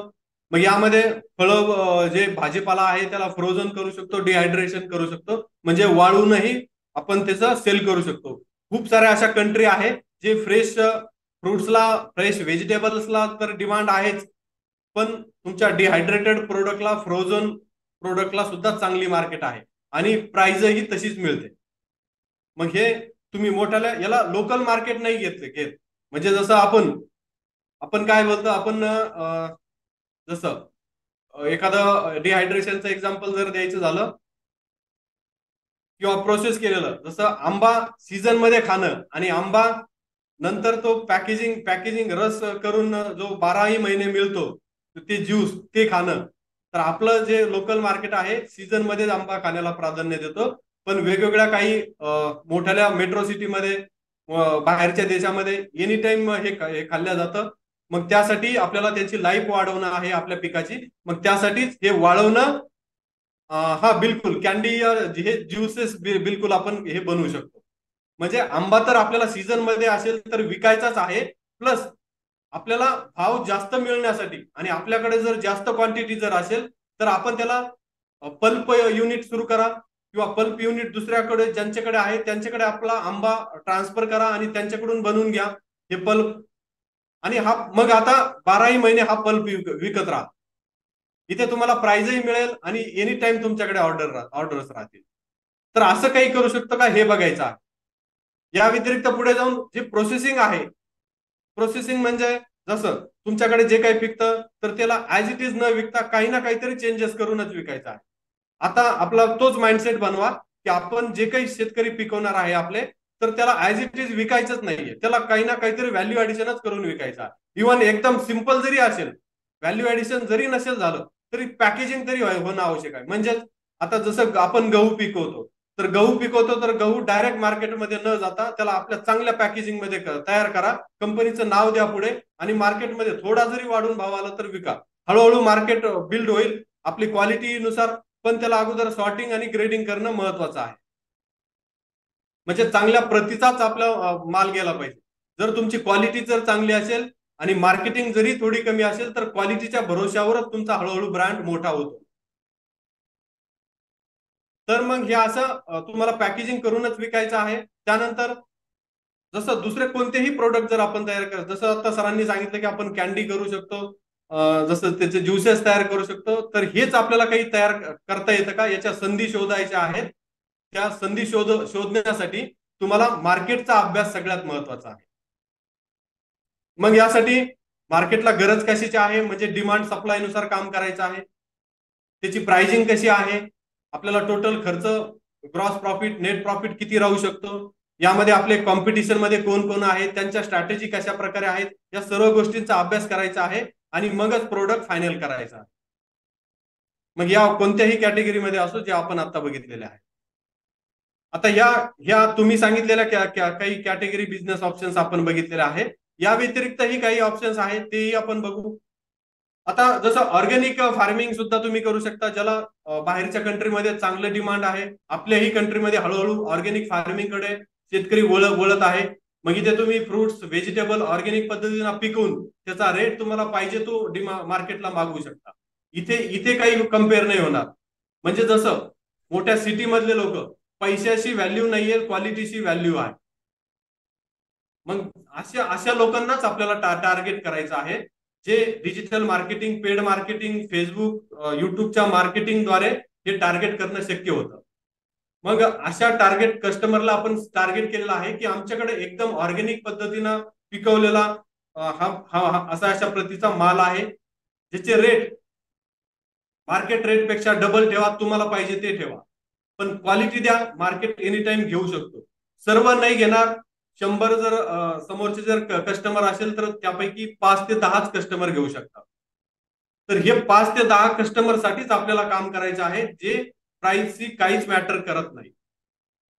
तर अशा प्रकारे हे ऑर्गॅनिक फार्मिंग मध्ये सुद्धा तुम्ही एंट्री करू शकता, पण तुम्हाला एक्सप्लोर करायचं आहे, आणखी सर्च करायचं आहे की यामध्ये आणखी काय काय चान्सेस आहेत. मी जस्ट एक आयडिया देत आहे, तुम्हाला यामध्ये आणखी डीप मध्ये जाऊन बघायचं आहे, स्टडी करायचं, आणि जर काही अडचण आली तर बिलकुल विचारायचा. त्यानंतर डेअरी फार्मिंग आहे. डेअरीवर आधारित आपण काही प्रोडक्ट सुद्धा करू शकतो. म्हणजे दूध आणि दुग्धजन्य पदार्थही आपण तयार करून आपल्या डोमेस्टिक मार्केट, इंटरनॅशनल मार्केटमध्येही सेल करू शकतो. आता पुढे जाऊन हर्बल काही मेडिसिनल प्लांट्स असतात, म्हणजे जसं शेतावरी आहे किंवा मार्केट, यासाठी आवश्यक आहे मार्केट रिसर्च. मार्केटमध्ये कशाची डिमांड आहे आणि ते पीक आपल्याकडे घेतलं जातं का? जरी नसेल घेतलं जात तर प्रयोग तत्वावर आपण घेऊन त्याचं ट्रायल घेऊ शकतो का? असे कोणते प्रोडक्ट आहे? तर जसं आपल्याकडे हळद पिकते, आपण काय करतो, ऍज इट इज मार्केटला हळद जशी आहे तशीच हळद सेल करतो. आपल्या जालना जिल्ह्यात नाही पिकत, पण खूप सारे, मी जस्ट एक एक्झाम्पल देतोय. तर हळद अगोदर फर्स्ट स्टेप आहे ऍज इट इज विकणं. पुढचा स्टेप्स आहे त्याची हळद पावडर तयार करून विकणं. ही झाली व्हॅल्यू ऍडिशन. याच्या पुढे जाऊन हळदीमध्ये एक जो घटक आहे मेडिसिनल घटक, म्हणजे काय, कुर्कुमिन म्हणून एक मेडिसिनल घटक आहे, ज्याला अमेरिकामध्ये चांगली मागणी आहे. म्हणजे अमेरिका बघा, आपण आता म्हणजे ज्या गोळ्या खातो आहोत, ज्या रासायनिक कंटेंट असलेल्या आपल्या जे मेडिसिन खातो आहोत, मेडिकलचं औषधी, तर याच्या पुढे जाऊन काही दिवसा अगोदर आपण आयुर्वेदिकवर खूप जास्त फोकस करत होतो, आता याच्यावर करतो, रासायनिकवर. तर अमेरिका अशी कंट्री आहे की तिथे हे जे हळदीमधील जे घटक आहे कुर्कुमिन, याला खूप चांगली डिमांड आहे. खूप साऱ्या औषधीमध्ये हे कुर्कुमिन वापरल्या जातं, ज्याचा भाव काही तोळ्यावर असू शकतो. एक्झॅक्टली मला नाही सांगता येणार, माझ्या एक क्लायंटची सक्सेस स्टोरी होती, तर त्यांचं सांगतोय उदाहरण. तर हे म्हणजे ते काहीतरी 5,000 रुपयाच्या ते काही ग्राम असो का काय असो, त्यानुसार तो रेट मिळतो. मग हे कुर्कुमिन एक्स्ट्रॅक्शन युनिट आपण स्वतः तयार करू शकतो का? त्याची कॉस्ट खूप साऱ्या कोटीमध्ये आहे. तर हैदराबादला ते प्लांट आहे. तर आपण अशी हळद हे करून त्या हैदराबादवरून ते कुर्कुमिन एक्स्ट्रॅक्शन करणं आणि ते मोठ्या ज्या मेडिसिनल कंपन्या आहेत त्यांच्यापर्यंत पोहोचवणं, हेही काम करू शकतो का बघायचं आहे. आणि याच्यासारखे मेडिसिनल प्लांट्स, म्हणजे ज्या कोणत्या वनौषधी आहे त्या आपण उगवणं आणि त्याच्यावर प्रोसेस करणं, प्रोसेसिंग करून ते पुढे कंपन्यांना सेल करणं किंवा आपला ब्रँड आपल्या नावाने जर सेल करता आलं तर खूपच ग्रेट आहे. पुढे हॉर्टिकल्चर अँड लँडस्केपिंग मध्ये सुद्धा आपण चांगल्या प्रकारे काम करू शकतो. मग ते जसं सुशोभीकरण करणं, या प्रोड्युसर कंपनीच्या माध्यमातून तुम्ही काही अशा ऑर्डर्स मिळू शकतात ज्या कंपन्याकडूनही मिळतात, गव्हर्नमेंटच्याही ऑर्डर्स मिळतात, काही मोठ्या काही प्रोग्राम्स असतात तिथूनही आपल्याला या ऑर्डर्स मिळतात. कोणत्या? जस्ट एक फुल आणि फुलांचे जे तुम्हाला बगीचा सजवायचा आहे, तो लँडस्केपिंग करायचे आहे, अशाला काही मोठ्या ऑर्डर्स मिळू शकतात. त्यानंतर बी किपिंग सुद्धा आहे, म्हणजे हनी प्रोडक्शन सुद्धा तुम्हाला चांगलं फायदेशीर ठरू शकतं. यासाठी सुद्धा मार्केट स्टडी करणं आहे. कोणताही बिझनेस चांगला आहे म्हणूनच त्याच्यामध्ये एंट्री करणं योग्य नाही. तर त्यासाठी कोणताही बिझनेस करण्याच्या अगोदर मार्केट रिसर्च करणं, मार्केट अनालिसिस करणं, हे सगळं महत्वाचे घटक आहे. आणि त्या क्षेत्रातलं जास्तीत जास्त नॉलेज घेऊनच मग तो बिझनेस स्टार्ट करणं. त्यानंतर अॅग्रो प्रोसेसिंग, मग ते कोणत्याही शेती आधारित जे उत्पादन आहे त्याच्यावर प्रोसेसिंग करणं. त्यानंतर पुढे वर्मी कंपोस्टिंग, ऑर्गॅनिक फर्टिलायझर, मी आता जसं सांगितलं. आता जसं रासायनिक खतं आहे आणि ऑर्गॅनिक खतं आहे, या दोन्हीमध्ये खूप फरक आहे. ऑर्गॅनिक खताचा रिझल्टही चांगला मिळतो, ज्याद्वारे आपण आपल्या स्वतःच्या जागेवरही हे ऑर्गॅनिक खतं उत्पादन सुरू करू शकतो. यासाठी वेगळं कोणतंही लायसन्सेस जनरली घेण्याची गरज नाही पडत. पण हे जर रासायनिक खत उत्पादन जर सुरू करायचं असेल तर अजून खूप सारे लायसन्सेस घ्यावे लागतात. तर मग आपण रासायनिकवर भर न देता ऑर्गॅनिक खतावर भर देऊन तोही बिझनेस आपण मॅन्युफॅक्चरिंगचा स्टार्ट करू शकतो. त्यानंतर फिश फार्मिंग सुद्धा आपण करू शकतो. आता पुढे जाऊन अॅग्रो टुरिझम आहे. अॅग्रो टुरिझम म्हणजे आता कित्येक असे म्हणजे मार्केटमध्ये लोक असतील की त्यांना शेती काय आहे, कशी पिकवले जाते माहिती नसतं, किंवा शेतीमधला जो अनुभव असतो तोही माहिती नसतो. मग हा अनुभव अनुभवण्यासाठी आपण काही टुरिझम असं सुरू करू शकतो का, ज्याद्वारे आपण शेतामध्ये फिरणं, शेतामधला ताजा भाजीपाला सेल करणं, शेतामध्ये जेवण म्हणजे जे पारंपरिक जेवण आहे त्या पद्धतीचं जेवण अवेलेबल करून देणं, आपल्याकडे जे काही माल पिकतो आहे तो ऍज इट इज तिथे विक्रीस ठेवणं, किंवा जे काही आपण व्हॅल्यू ऍडिशन करून तयार केलेलं आहे तेही तिथे विक्रीसाठी ठेवणं. अशा वेगवेगळ्या संधी तिथे त्या ऍग्री टुरिझम मध्ये आपण अवेलेबल करून देऊ शकतो. वेगवेगळ्या आयडिया तुम्हाला, जसं आता गाडीमध्ये, बैलगाडीमध्ये बसणं, आपल्याला अनुभव आहे, आपण बसलेलो आहे. कित्येक असे लोक असतील तर त्यांना अनुभव नसतो, मग तुम्हाला शेतामधूनच त्यांना फेरफटका मारून आणणं, याचे चार्जेस घेतले जातात. खूप सारे आहेत, तुम्ही व्हिजिट करा, बाहेरच्या थोडं फिरल्याशिवाय समजत नाही. 1,000 देऊन 1,500 रुपयापर्यंत चार्जेस घेतात फक्त या अॅग्रो टुरिझम मध्ये फिरण्यासाठी, आणि तो जे काही तिथे विक्रीसाठी असतं तो खर्च वेगळा. तर हे अॅग्रो टुरिझम आहे, त्यामध्येही तुम्हाला अभ्यास करायचा आहे, बघायचं आहे काय करू शकतो आपण. त्यानंतर जसं आपण हे जॅम्स तयार करू शकतो, सॉसेस तयार करू शकतो, ड्राईड फ्रुट्स जे असतात म्हणजे वाळवलेले फळं ते सुद्धा तयार करू शकतो, किंवा पॅकेज फूड्स तयार करू शकतो, स्नॅक्स तयार करू शकतो. अशा प्रकारे काय काय आपल्याला व्हॅल्यू ऍडिशन करता येईल तेही आपल्याला बघायचं आहे. आता पुढे जाऊन आपण ही प्रोड्युसर कंपनी आहे म्हणजे शेतकऱ्यांची कंपनी आहे, तर शेतकऱ्यांसाठी एक मार्गदर्शन केंद्र आपण सुरू करू शकतो का ते बघायचं आहे. आणि या मार्गदर्शन केंद्रामध्ये वेगवेगळ्या तज्ज्ञांना अपॉइंटमेंट करून आपण शेतकऱ्यांना मार्गदर्शन करायचं आहे. मग कोणत्या गोष्टीवर करू शकतो की कमी वेळेमध्ये कमी खर्चामध्ये माल कसा जास्तीत जास्त उत्पादन कसं घ्यायचं आहे, पाण्याचं नियोजन, खत औषधीचं नियोजन कसं करायचं आहे. ज्या ज्या शेतकऱ्यांना प्रॉब्लेम्स येतात, ज्या ज्या अडचणी आहेत, त्या सर्वांवर अडचणीचं सोल्युशन असणारं असं एक आपण ऍग्री क्लिनिक सुरू करू शकतो, म्हणजे शेतकऱ्यांचा दवाखाना सुरू करू शकतो. आणि तिथेच काही ऍडिशनल ट्रेनिंगही आपण अरेंज करू शकतो. या सगळ्यांसाठी फीसही चार्ज करू शकतो. गव्हर्नमेंटही ऍग्री क्लिनिक साठी तशी स्कीम सुद्धा आहे. किंवा तसं ऍग्री मॉल सुद्धा एक कन्सेप्ट आहे, ऍग्री मॉलही आपण घेऊ शकतो.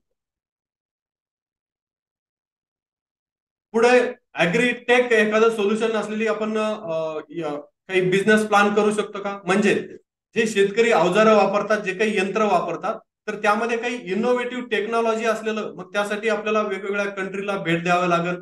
तिथला देशातला शेतकरी कशा प्रकारे शेती करतोय, कोणतं असं तंत्रज्ञान वापरतोय, ते तंत्रज्ञान आपण आपल्या जर सभासदांना अवेलेबल करून दिलं, किंवा आपल्याला जे येतं त्याच्यामध्ये जर काही नवीन काही अवेलेबल करून दिलं, म्हणजे शेतकऱ्यांसाठी काम करायचं आहे, जे जे शेतकऱ्यांच्या फायद्यासाठी काम करेल. पुढे लाईव्ह स्टॉक फार्मिंग सुद्धा करू शकतो, म्हणजे वेगवेगळे प्राणी म्हणण्यापेक्षा आपल्याकडे जसं गोट फार्मिंग आहे, शेळी पालन आहे, गाय पालन आहे, म्हैस पालन आहे, शिप फार्मिंग आहे, रॅबिट्स फार्मिंग आहे, किंवा मीट सुद्धा तुम्ही तयार करू शकता, म्हणजे मांस सुद्धा तयार करून तुम्ही मार्केटला देऊ शकता. आणि एक्सपोर्टला मांस उत्पादन एक्सपोर्टला खूप चांगली डिमांड सुद्धा आहे. विशेष करून आपल्या भारतामधलं जे मांस जे आहे तर ते चांगली डिमांड मध्ये राहतं एनी टाइम. तर ह्या सगळ्या गोष्टी आहेत, या सगळ्या गोष्टी तुम्हाला बघायच्या आहेत, अभ्यास करायचा आहे, चेक करायचा आहे, आणि मगच मार्केटमध्ये उतरायचं आहे. अडचणी येणार, खूप साऱ्या येणार, वेगवेगळ्या तज्ज्ञांचं मार्गदर्शन घेऊ शकता. आम्ही जर योग्य असेल तर आमचंही मार्गदर्शन तुम्ही तिथे बिलकुल घेऊ शकता.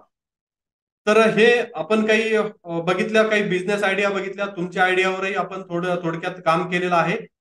थोडक्यात म्हणजे जस्ट एक थोडक्यात माहिती दिलेली आहे. आणखी डिटेल जसं जसं अडचण येईल तसं तसं तुम्हाला या मीटिंग्स वाढवत जायच्या आहेत आणि आमच्याशी कॉन्टॅक्ट करायचा आहे. तर आता पुढे बघत होतो आपण बिझनेस प्लॅनिंग करणं. तर आपली आयडिया रेडी झालेली आहे आता सांगितल्याप्रमाणे, किंवा तुमची जी आयडिया आहे त्यापैकी बघितलेली आहे आपण प्रॉपर बिझनेस प्लॅनिंगही केलेली आहे. फंडिंगचे जे सोर्सेस आहेत ते आपण आता बघणार आहोत.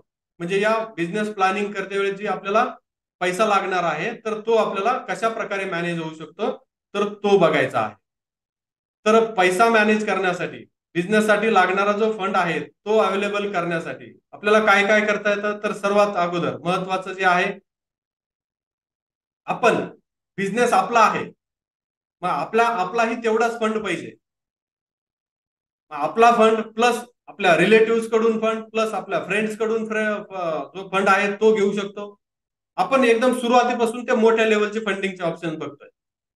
तर हे स्वतःचा फंड, रिलेटिव्ह, फ्रेंड्स मार्फत, त्यानंतर सभासदांमार्फत.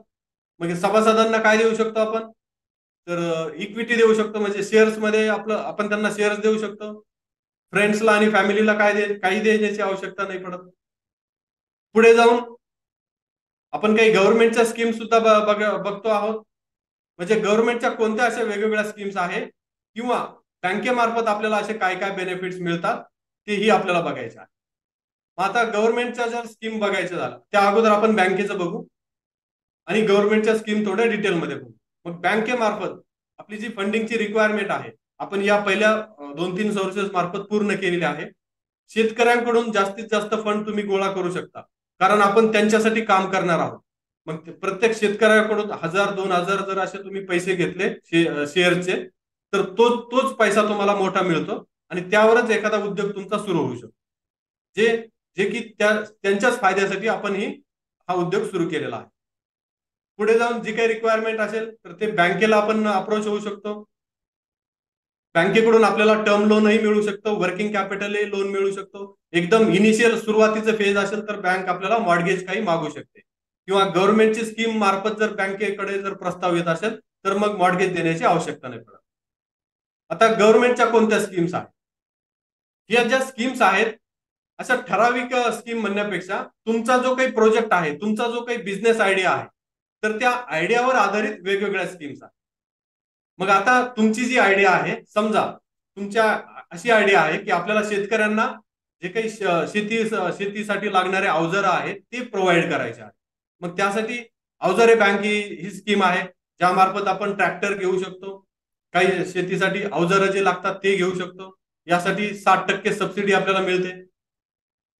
गोडाऊन आपण बांधकाम करू शकतो, वेअरहाऊस घेऊ शकतो.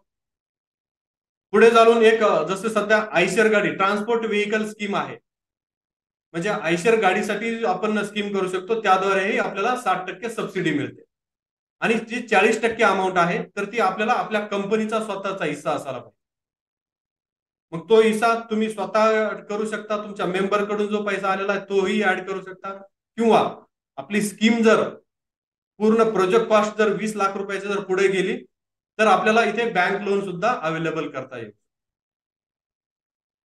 तर ही जी स्कीम्स आहे, पोकरा मध्ये स्कीम आहे, ज्याद्वारे आपल्याला डायरेक्ट बेनिफिट मिळतं, म्हणजे कोणतंही लोन नाही नसतं, इथं डायरेक्ट बेनिफिट ट्रान्सफर म्हणजे डीबीटी द्वारे ही आपल्याला ही स्कीम घेता येते. त्यासाठी आवश्यक गोष्टी ज्या आहेत, आता जो पोकरा पहिलं जे जुनी स्कीम आहे त्याचा नियम सांगतोय की तुमची कंपनी 1 वर्ष जुनी असायला पाहिजे, कंपनीमध्ये कमीत कमी 100 सभासद असणं आवश्यक आहे, एका फॅमिलीमधून एकच मेंबर असायला पाहिजे. त्या स्कीम मध्ये जे डायरेक्टर आहेत तर त्यांनी दुसऱ्या एखाद्या प्रोड्युसर स्कीम मध्ये तीच स्कीम नाही घेतलेली पाहिजे. आणि एका गावामध्ये काही रेस्ट्रिक्शन दिलेलं आहे जे तुम्हाला माहितीच असेल, म्हणजे एका गावामध्ये जास्तीत जास्त दोन कंपन्यांना ती स्कीम भेटते. मग ती स्कीम आपण घ्यावी का नाही? दुसऱ्या खूप साऱ्या स्कीम्स आहेत, इव्हन त्याच उद्दिष्टासाठी वेगवेगळ्या स्कीम्स आहेत. मग आपल्याला असा प्रोजेक्ट डीपीआर बनवावा लागतो. डीपीआर बनवल्यानंतर प्रॉपर सबमिशन, ऑनलाईन सबमिशन करावं लागतं. हे सर्व अगोदर स्थळ पाहणी होतं, त्यानंतर मग आपल्याला पूर्वसंमती मिळते.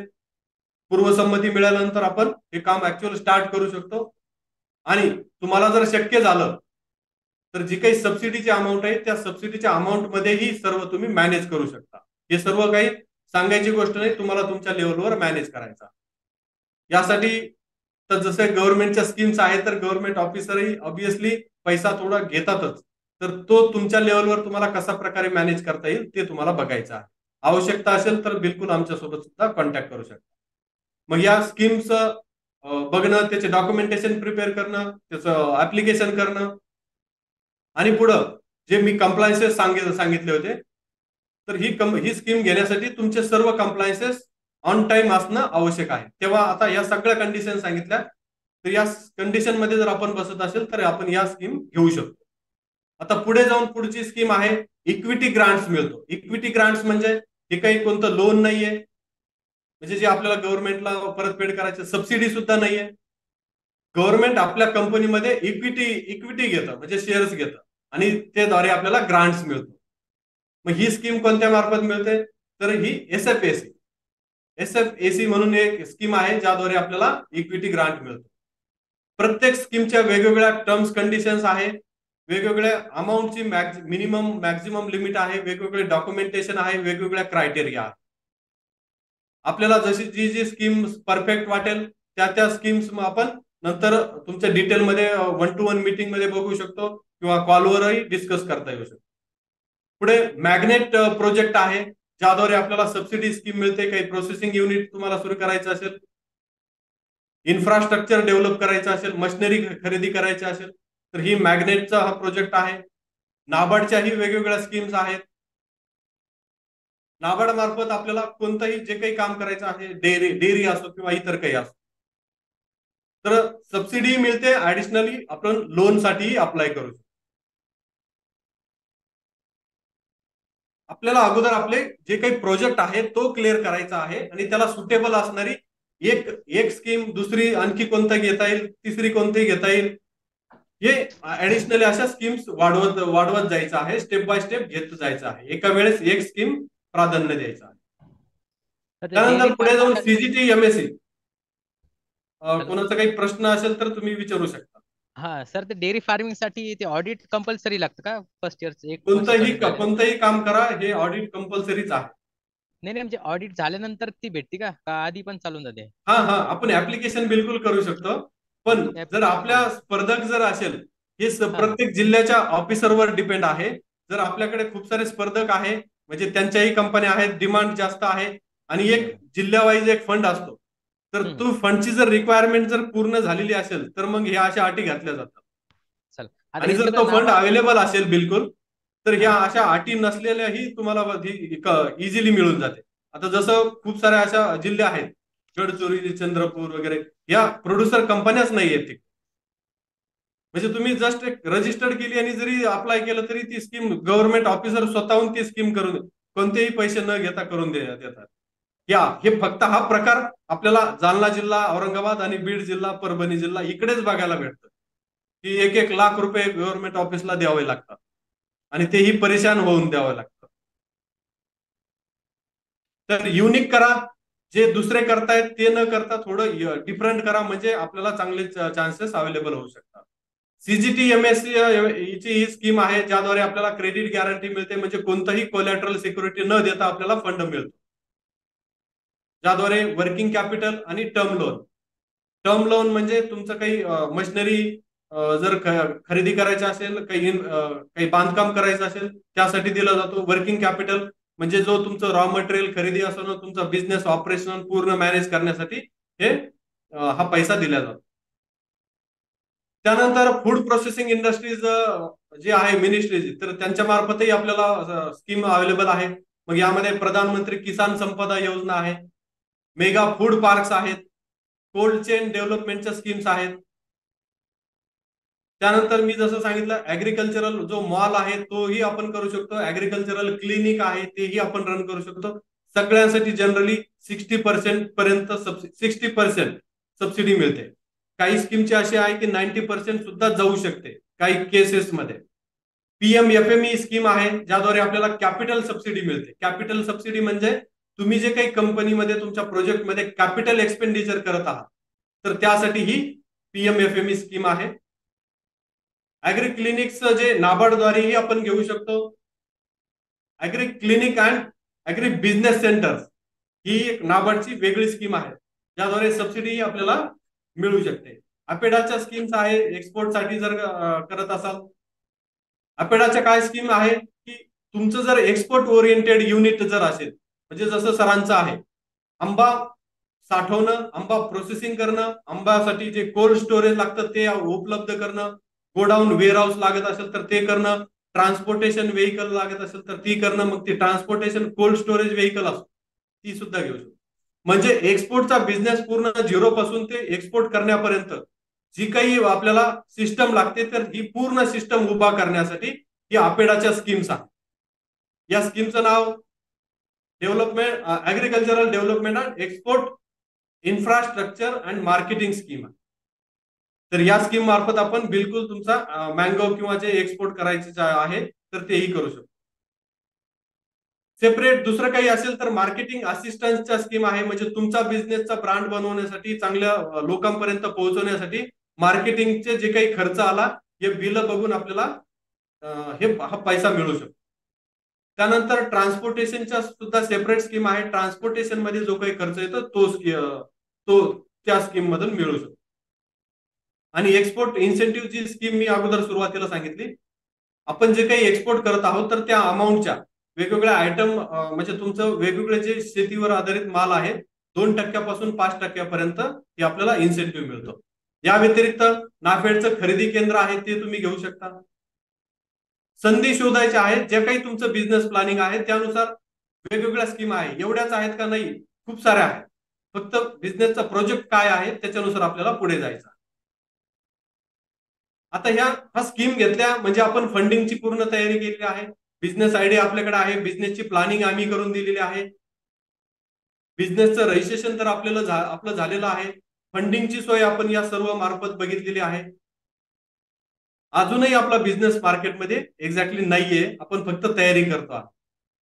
आता मार्केटमध्ये एंट्री करण्याच्या अगोदर जे काही अदर लायसन्सेस आहे तर ते तुम्हाला बघायचे आहे, ते तुम्हाला काढून घ्यायचे आहे. अदर लायसन्सेस म्हणजे कोणते? म्हणजे जसं आपला फूड सेक्टरमध्ये बिझनेस आहे, काही जसं काही ड्रिंक्स मध्ये असू शकतो, फूड आणि ड्रिंक्स हे जर असेल तर आपल्याला फूड लायसन घेणं कंपल्सरी आहे, म्हणजे FSSAI. हे मँगो सर तुमच्यासाठी सुद्धा महत्वाचं आहे. तर हे लायसन घ्यायचं आहे. आणि एक्सपोर्ट जर करायचं असेल तर सेंट्रल लायसन लागतं, इथे बेसिक लायसन नाही झालं. तुमचं जर टर्नओव्हर छोटा असेल 12 लाख रुपयाच्या आतमध्ये तर बेसिक फूड लायसन घेऊ शकता. 12 लाखाच्या पुढे असेल तर स्टेट फूड लायसन्स आहे. आणि एक्सपोर्ट जर करायचं असेल किंवा वेगवेगळ्या स्टेटमध्ये जर एक्सपोर्ट करायचं म्हणजे माल सेल करायचा असेल तर सेंट्रलचं लायसन्स घ्यावं लागतं. या व्यतिरिक्त आपण हे ब्रँडिंग करतोय तर तुमचं ट्रेडमार्क लायसन्स सुद्धा तुम्ही घेऊ शकता, ऑप्शनल आहे. तुमचा क्वालिटी, तुमचं स्टँडर्ड मेंटेन करण्यासाठी ISO रजिस्ट्रेशन सुद्धा आहे. ऑर्गॅनिकचं सुद्धा लायसन्स तुम्हाला घेता येतं, त्याचे काही परीक्षण होतात. तर हे सर्व परीक्षण झाल्यानंतर हे ऑर्गॅनिक आपला जो माल आहे तो ऑर्गॅनिक आहे याचं आपल्याला प्रमाणपत्र भेटतं, ज्याद्वारे आपण आपल्या लोकल मार्केटमध्ये सेल करू शकतो किंवा बाहेरच्या कंट्रीमध्येही सेल करू शकतो. तर असं बघायचं आहे आपल्याला अदर लायसन्सेस कोणतं लागतंय. हे सर्व डिपेंड आहे तुमच्या बिझनेसचं प्लॅनिंग, म्हणजे काय प्लॅन आहे त्याच्यानुसार कोणते अदर लायसन्सेस लागतात ते आपल्याला बघता येईल. आता हे सगळे लायसन्सेस झालेलं आहे, आपलं प्रोडक्ट फायनल झालेलं आहे, प्रोडक्ट तयार झालेला आहे, आपल्याला मार्केटमध्ये उतरायचंय तर आपल्याला मार्केटिंग ब्रँडिंग करायचं आहे. हे सर्वात महत्वाचं. हे जर नाही केलं तर मग आपलं मार्केट आपल्यापर्यंतच राहील किंवा लोकल लेवलवर ज्यांना हे आपण माहिती आहे की आपलं असं उत्पादन आहे त्यांच्यापर्यंत सेल होईल, म्हणजे आपला बिझनेस लोकल लेवलवरच राहील. आपल्याला जास्तीत जास्त जगामध्ये म्हणजे जगामध्ये आपला बिझनेस पोहोचवायचा आहे, त्याला एकच माध्यम आहे, मार्केटिंग करणं. ज्या कंपन्या मोठ्या झालेल्या आहेत फक्त मार्केटिंगच्या भरोश्यावर झालेल्या आहेत. खूप सारे वेगवेगळे मार्केटिंगचे वेगवेगळे माध्यम आहे, जसं डिजिटल माध्यम आहे, ट्रॅडिशनल मार्केटिंगचे माध्यम आहे, सोशल मीडिया आहे, गुगल आहे, युट्यूब आहे, फेसबुक आहे. यांच्याद्वारे आपण ऑर्गॅनिक मार्केटिंगही करू शकतो आणि पेड मार्केटिंगही करू शकतो. पेड मार्केटिंग करणं म्हणजे जसं तुम्ही युट्यूबवर बघत असाल, युट्यूबचा एखादा व्हिडिओ जेव्हा आपण बघतो त्या अगोदर काही जाहिरात दिसते, तर तशाच प्रकारची जाहिरात आपण ज्यांना टार्गेट केलेलं आहे त्यांना दाखवणं हे पॉसिबल आहे. यासाठी काही पैसा खर्च करावा लागतो, पण आपल्याला योग्य ते ग्राहकापर्यंत पोहोचवता येतं. तुमचा आंबा जर क्वालिटी मँगो असेल आणि तो घेणारा एक विशिष्ट वर्ग असेल, म्हणजे समजा तुम्हाला फक्त डॉक्टरांपर्यंत तुमचा मँगो पोहोचवायचा आहे त्यांना टार्गेट करून, तर आपण असं सेट करू शकतो जे फेसबुकद्वारे पॉसिबल आहे, युट्यूबद्वारे पॉसिबल आहे, गुगलद्वारे. की त्यांनी जर युट्यूबचा व्हिडिओ केला डॉक्टरांनी ओपन विशिष्ट एरियामध्ये, तुम्ही जर इंडियामध्ये टार्गेट केलं तर इंडियाच्या डॉक्टरांना टार्गेट केलं तर इंडियाच्या डॉक्टरांना, सर्व डॉक्टरांना तो व्हिडिओ दिसेल, आपली जाहिरात दिसेल, दुसरं कोणालाच दिसणार नाही. हे सर्व पॉसिबल आहे का? कारण या सोशल मीडियाच्या माध्यमावर त्यांना सर्वांची प्रोफाईल क्लिअर आहे, माहिती आहे की कोण काय करत आहे, कोणाची आवड काय आहे, कोणाचं एज किती आहे. मग यामध्ये आपण टार्गेट करण्यासाठी जसं मी सांगितलं की त्यांच्या एज्युकेशन बॅकग्राऊंड, त्यांचं प्रोफेशन, त्यांचं एज किती आहे, त्यांची आवड काय आहे, त्यांचं बजेट किती आहे, या सर्व गोष्ट, ते मेल आहेत का फिमेल आहेत, या सर्व गोष्टी अगोदरच डिसाईड करून त्यांनाच जाहिरात दाखवू शकतो. तर हे सर्व आपण बघितलेलं आहे, जाहिरातीचे काही माध्यम बघितलेलं आहे. या व्यतिरिक्त आहे WhatsApp marketing, mail marketing, SMS marketing आहे, PR मार्केटिंग आहे, स्पॉन्सरशिप मार्केटिंग आहे, TV ऍड आपण करू शकतो, काही आर्टिकल्स पब्लिश करू शकतो, काही जर्नल्स आपण मॅगझिन मध्ये आपली स्टोरी पब्लिश करू शकतो, आपली प्रोडक्ट्स हे करू शकतो, सेल करू शकतो. गुगलवर जर कोणी सर्च करत असेल तर गुगलवरही आपली जाहिरात फर्स्ट दिसेल, आपली वेबसाईट दिसेल, अशी तयारी आपण करू शकतो. सगळ्या अगोदर महत्वाचे आहे की आपला जो बिझनेस आहे तर तो सध्या फिजिकली आहे, तर तो बिझनेस आपल्याला डिजिटली घेऊन जायचा आहे. तर डिजिटली घेऊन जाण्यासाठी आपलं ऑनलाईन स्टोअर असणं आवश्यक आहे. मग हे ऑनलाईन स्टोअरच कधी पॉसिबल होतं, जेव्हा आपली वेबसाईट बनते तेव्हा. मग आपल्याला सर्वांनी कंपल्सरी वेबसाईट बनवून घ्या. बिझनेस प्लॅनिंग असो किंवा नसो, वेबसाईट बनवणं आवश्यक आहे. आणि चांगला असा प्रोफेशनल क्वालिटीचा लोगो तुम्हाला कंपल्सरी आहे, तोही बनवून घ्यायचा. जर पुढे जाऊन चांगला मोठा ब्रँड होत असेल तर एखादा ब्रँड अँबॅसेडर आपण अपॉइंट करू शकतो. ते काही खूप मोठी गोष्ट नाहीये. काही पैशामध्ये हे आपलं प्रोडक्ट प्रमोट करायला तयार होतात. पैसा सर्व मॅटर करतो. हे सर्व तुमच्या लेवलवर पॉसिबल नसेल होत, आम्हाला सांगा, आम्ही सर्व ही पॅकेज तुम्हाला अवेलेबल करून देऊ. वेगवेगळ्या लोकांसोबत टाईप करून देऊ शकतो, वेगवेगळ्या एजन्सी सोबत टाईप करून देऊ शकतो. हे जे मार्केटिंगचं मी सांगतोय हे सर्व आम्ही इन हाऊस सुद्धा आपल्या ऑफिस मधून सुद्धा आपली मार्केटिंगची टीम आहे हे सुद्धा करत आहे. ऑलरेडी खूप साऱ्या क्लायंटचं आपण एक्सपोर्ट मध्ये म्हणजे बाहेर फाइंड आउट करण्यामध्ये मदत केलेली आहे. लोकल एरियामध्येही त्यांना चांगल्या कंपन्यांच्या ऑर्डर्स मिळवून दिलेल्या आहेत. हे सर्व बसल्या बसल्या पॉसिबल आहे. आज आमचे महाराष्ट्रातल्या वेगवेगळ्या भागामध्ये कस्टमर आहेत. का आहेत? कारण फक्त मार्केटिंग आणि ब्रँडिंग. तर तुम्हालाही तुमचा जो बिझनेस आहे तर तो त्याच्या चांगली लेवलवर ही ब्रँडिंग करायची आहे, ब्रँड बिल्ड करायचा आहे. एकदा ब्रँड बिल्ड झाला तर तुम्हाला काही बाकी काय करायची गरज नाहीये. कुठेही तुमच्याकडे हे बसल्या बसल्या लोक कंपन्या मोठ्या ऑर्डरसाठी येतात. ज्याप्रमाणे एक्झाम्पल जर पाहायचं झालं तर सह्याद्री नाशिकची जी कंपनी आहे, सह्याद्री प्रोड्युसर कंपनी, आज एक्सपोर्ट मध्ये खूप ऍक्टिव्ह आहे. कित्येक हजार कोटीचा त्यांचा टर्नओव्हर आहे. कित्येक एम्प्लॉई त्यांच्याकडे काम करत आहेत. आणि सर्वात महत्वाचं, जर आपल्याला झिरो पासून स्टार्ट करायचं असेल, बिझनेस करायचा आहे आपल्याला, तर बिझनेस कोणाही एका व्यक्तीनं करायचा नसतो, तर वेगवेगळ्या लोकांकडून काम करून घ्यायचं असतं. सर्व काही कामं जर तुम्ही स्वतःच एकटे जर करायला गेले तर तुम्ही एक प्रोप्रायटर म्हणून काम करत आहात, स्वतःच्याच बिझनेसमध्ये काम करत आहात. तर हे नाही करायचंय. वेगळी जबाबदारी वेगळ्या लोकांवर द्यायची आहे. मग ते वेगवेगळे बिझनेसचे डिपार्टमेंट करू शकता तुम्ही तिथे. मग इथे परचेस डिपार्टमेंट म्हणजे शेतकऱ्यांसोबत कॉन्टॅक्ट करणारे एक अधिकारी तुम्हाला तिथे अपॉइंट करायचा आहे, ज्याला ऍग्रिकल्चरल सेक्टरमध्ये चांगलं नॉलेज आहे, जो शेतकऱ्यांना मॅनेज करू शकतो, बोलू शकतो, डील करू शकतो. अशांना परचेस ऑफिसर बनवायचं आहे. सुरुवातीपासून ते शेवटची जाईल, जसा तुमचा पैसा तशी तुमची तयारी. सेल्स डिपार्टमेंट करायचं आहे, तिथेही तुम्हाला सेल्स मॅनेजर अपॉइंट करायचा आहे, ज्याच्यामध्ये चांगल्या सेल्स स्किल असतील, सेल्सचं नॉलेज असतील, ते एज्युकेशन असेल, प्रिव्हियस बॅकग्राऊंड असेल, काही एक्सपोर्टचे ऑर्डर्स त्यांनी आणलेले असतील, अशांना सेल्स मॅनेजर घेऊन त्याच्याकडून तुम्हाला काम करून घ्यायचं. खर्च होईल, बिझनेस म्हणला तर खर्च करावं लागते, इन्व्हेस्टमेंट करावी लागते, त्याशिवाय बसल्या बसल्या रिटर्न्स नाही मिळत. आणि खर्च जर नाही केले तर रिटर्न्स मिळत पण नाही. त्याचप्रमाणे मार्केटिंगचंही काम तुम्ही देऊ शकता. मग त्यासाठी मार्केटिंग मॅनेजर अपॉइंट करू शकता किंवा एजन्सी हायर करू शकता, आम्हालाही करू शकता. त्यानंतर अकाउंट्स डिपार्टमेंट आहे. सर्वात महत्वाचं हेच डिपार्टमेंट आहे. जर आपलं सगळं काही फक्त सेल होतो आहे, खरेदी होते आहे, पण पैशाचा पत्ताच नाही, सगळं काही उधार चालू आहे. का? कारण या अकाउंट्स डिपार्टमेंटवर प्रॉपर लक्ष नसल्यामुळे. तर हे सुद्धा डिपार्टमेंट तुम्हाला योग्य व्यक्तीच्या हातात द्यायचं आहे आणि त्यांच्याकडून काम योग्य करून घ्यायचं आहे. तुम्हाला फक्त ऍडमिनिस्ट्रेशन मध्ये काम करायचं, म्हणजे कंपनी मॅनेज करायचे काम करायचं, ना की तुम्ही स्वतः जाऊन हे सर्व काही ऍक्टिव्हिटी करायच्या. एक व्यक्ती किती काम करणार आहे? लिमिटेड काम करणार आहे. तर वेगवेगळ्या लोकांकडून काम करून घेण्याची सवय लावून घ्या, तेव्हाच आपण मोठ्या कॉर्पोरेट लेवलवर जाऊ शकतो. शेती आता हा एकदम म्हणजे स्वतःनी एकट्याने करायचा गोष्ट राहिलेली नाहीये. इथेही आपण कॉर्पोरेट कल्चर आणू शकतो बिलकुल.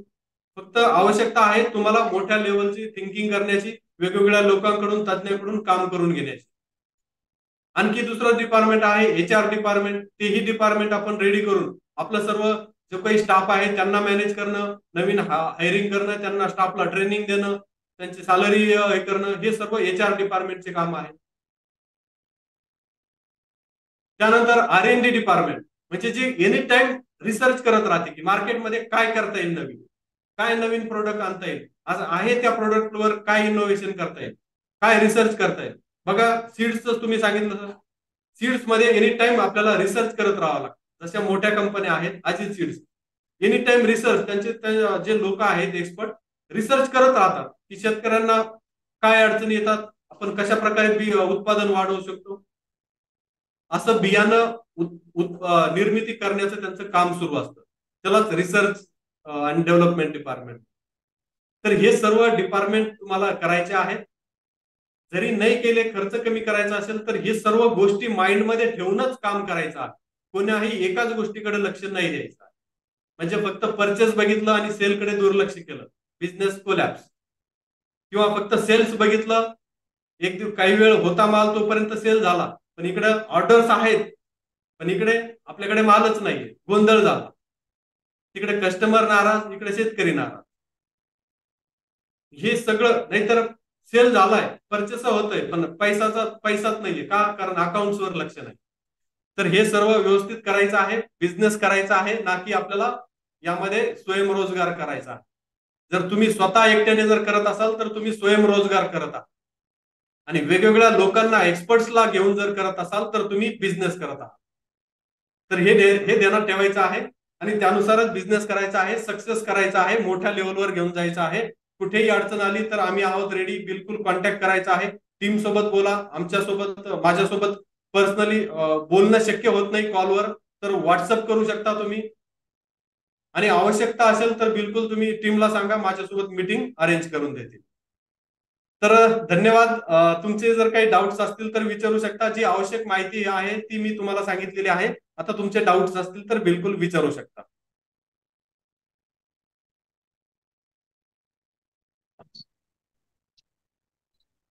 हॅलो. हा बोला सर, बोला. डाऊट्स विचारण्यासाठी आता काय, पहिलं काम चालू करून नंतर मग डाऊट्स एक एक विचारता येईल. कशासाठी? म्हणजे डाऊट्स विचारण्यासाठी आता अजून कंपनीचं कामच चालू झालं ना, एकदा काम चालू मी आता झाल्यावर पूर्ण तुम्हाला रोडमॅप पूर्ण क्लिअर करून दिलेला आहे. अडचणी येतील तर अडचणी आल्या तर क्लिअर करत जा. ज्यांना अडचणी जरी नाही आल्या तर मग ते सुरुवातच नाही होणार. मग अडचणी येतील, त्या अडचणी आमच्यासोबत डिस्कस करा आणि सुरुवात करा. पहिलं काम जे सांगितलं मी, अकाउंट ओपन करायचे. अकाउंट केलं का ओपन? नाही करायचं सर. नाही, मग ते करून घ्या. पहिलं कॅपिटल डिपॉझिट करा, त्याचं स्टेटमेंट पाठवा, कंप्लायन्स सर्व रेडी करा आणि पुढं बिझनेस आयडियावर काम करणं सुरू करा. मग आपण प्रॉपर प्लॅनिंग करू, फंडिंगचे वेगवेगळे पर्याय बघू आणि मग पुढचे जे आपलं प्रोडक्ट वगैरे काय करायचे ते सर्व काही planning. Okay sir. Okay okay. करणं आवश्यक आहे, फक्त माइंड मध्ये ठेवणं आवश्यक नाही. ऍक्शन घेणं सर्वात महत्वाचं आहे. सर, कॅपिटल किती अपेक्षित असेल आपल्याला? काय कॅपिटल जमा करावं लागेल? त्याची अमाऊंट? प्रोजेक्ट आहे, प्रोजेक्टसाठी जर म्हटलं तर वेगवेगळ्या छोट्या लेवल पासून मोठ्या अनलिमिटेड कॅपिटलची रिक्वायरमेंट असते. पण सध्या जर तुम्हाला जस्ट एक बिझनेस स्टार्ट करायचा असेल, तुमचं पेडअप कॅपिटल 1 लाख रुपये आहे, तर ते 1 लाख रुपये तुम्हाला डिपॉझिट करायचं आहे. पण जो काही प्रोजेक्ट आहे तर त्या प्रोजेक्टसाठी किती कॅपिटल लागतं हे आपण प्रोजेक्ट रिपोर्ट बनवून योग्य प्रकारे सांगू शकतो. म्हणजे तुमचा प्रोजेक्ट काय आहे, त्यासाठी कोणत्या मशिनरी लागणार आहे, त्या मशिनरीचं कोटेशन पाठवणं, वर्किंग कॅपिटलची तयारी करणं, म्हणजे माल घेण्यासाठी आपल्याला किती पैसा लागेल, शेतकऱ्यांना देण्यासाठी आपल्याला पेमेंट्स किती द्यावे लागतील, सर्व काही मॅनेज, इन्फ्रास्ट्रक्चर डेव्हलपमेंट करण्यासाठी किती लागेल, मार्केटिंगसाठी किती लागतील, हा सर्व पैसा खर्च तयार करूनच आपला टोटल प्रोजेक्ट कॉस्ट तयार होते. मग तुम्हाला योग्य प्रकारे सांगू शकतो. सध्या असं सांगणं की सर तुम्हाला 1 कोटी रुपये लागतील, कशाला लागतील? त्या प्रोजेक्ट रिपोर्ट नुसार त्याच्या required amount. Right. Okay sir, thank you. आणखी डाऊट्स असतील तर विचारा. आणि या प्रोड्युसर कंपनीसाठी ज्या वेगवेगळ्या संधी आहेत, काय काय अडचणी येतात, ज्या कॉमन अडचणी तुम्ही आम्हाला सांगता, मी त्याच्यानुसार व्हिडिओ रेकॉर्ड करतो आणि आपल्या युट्यूब चॅनलवर सुद्धा अपलोड करतो आहोत. म्हणजे मीटिंगचीही तुम्हाला गरज पडणार नाही. तर युट्यूब चॅनलही जरूर तुम्ही चेक करून घ्या आणि व्हिडिओ बघत राहा, म्हणजे तुम्हाला ते नॉलेज भेटत राहील. स्पेशली मीही शेतकरी बॅकग्राऊंड मध्ये असल्यामुळं नॉलेजही आहे आणि त्यामध्ये एज्युकेशनही घेतलेलं आहे चांगलं, आणि चांगल्या प्रकारे कामही करतोय. क्लायंट बेसही चांगले आहे आणि कित्येक अशा सक्सेस स्टोरी आहे जे की चांगल्या प्रकारे कंपन्या मोठ्या झालेल्या आहेत. काही डाऊट असेल तर बिलकुल विचारा.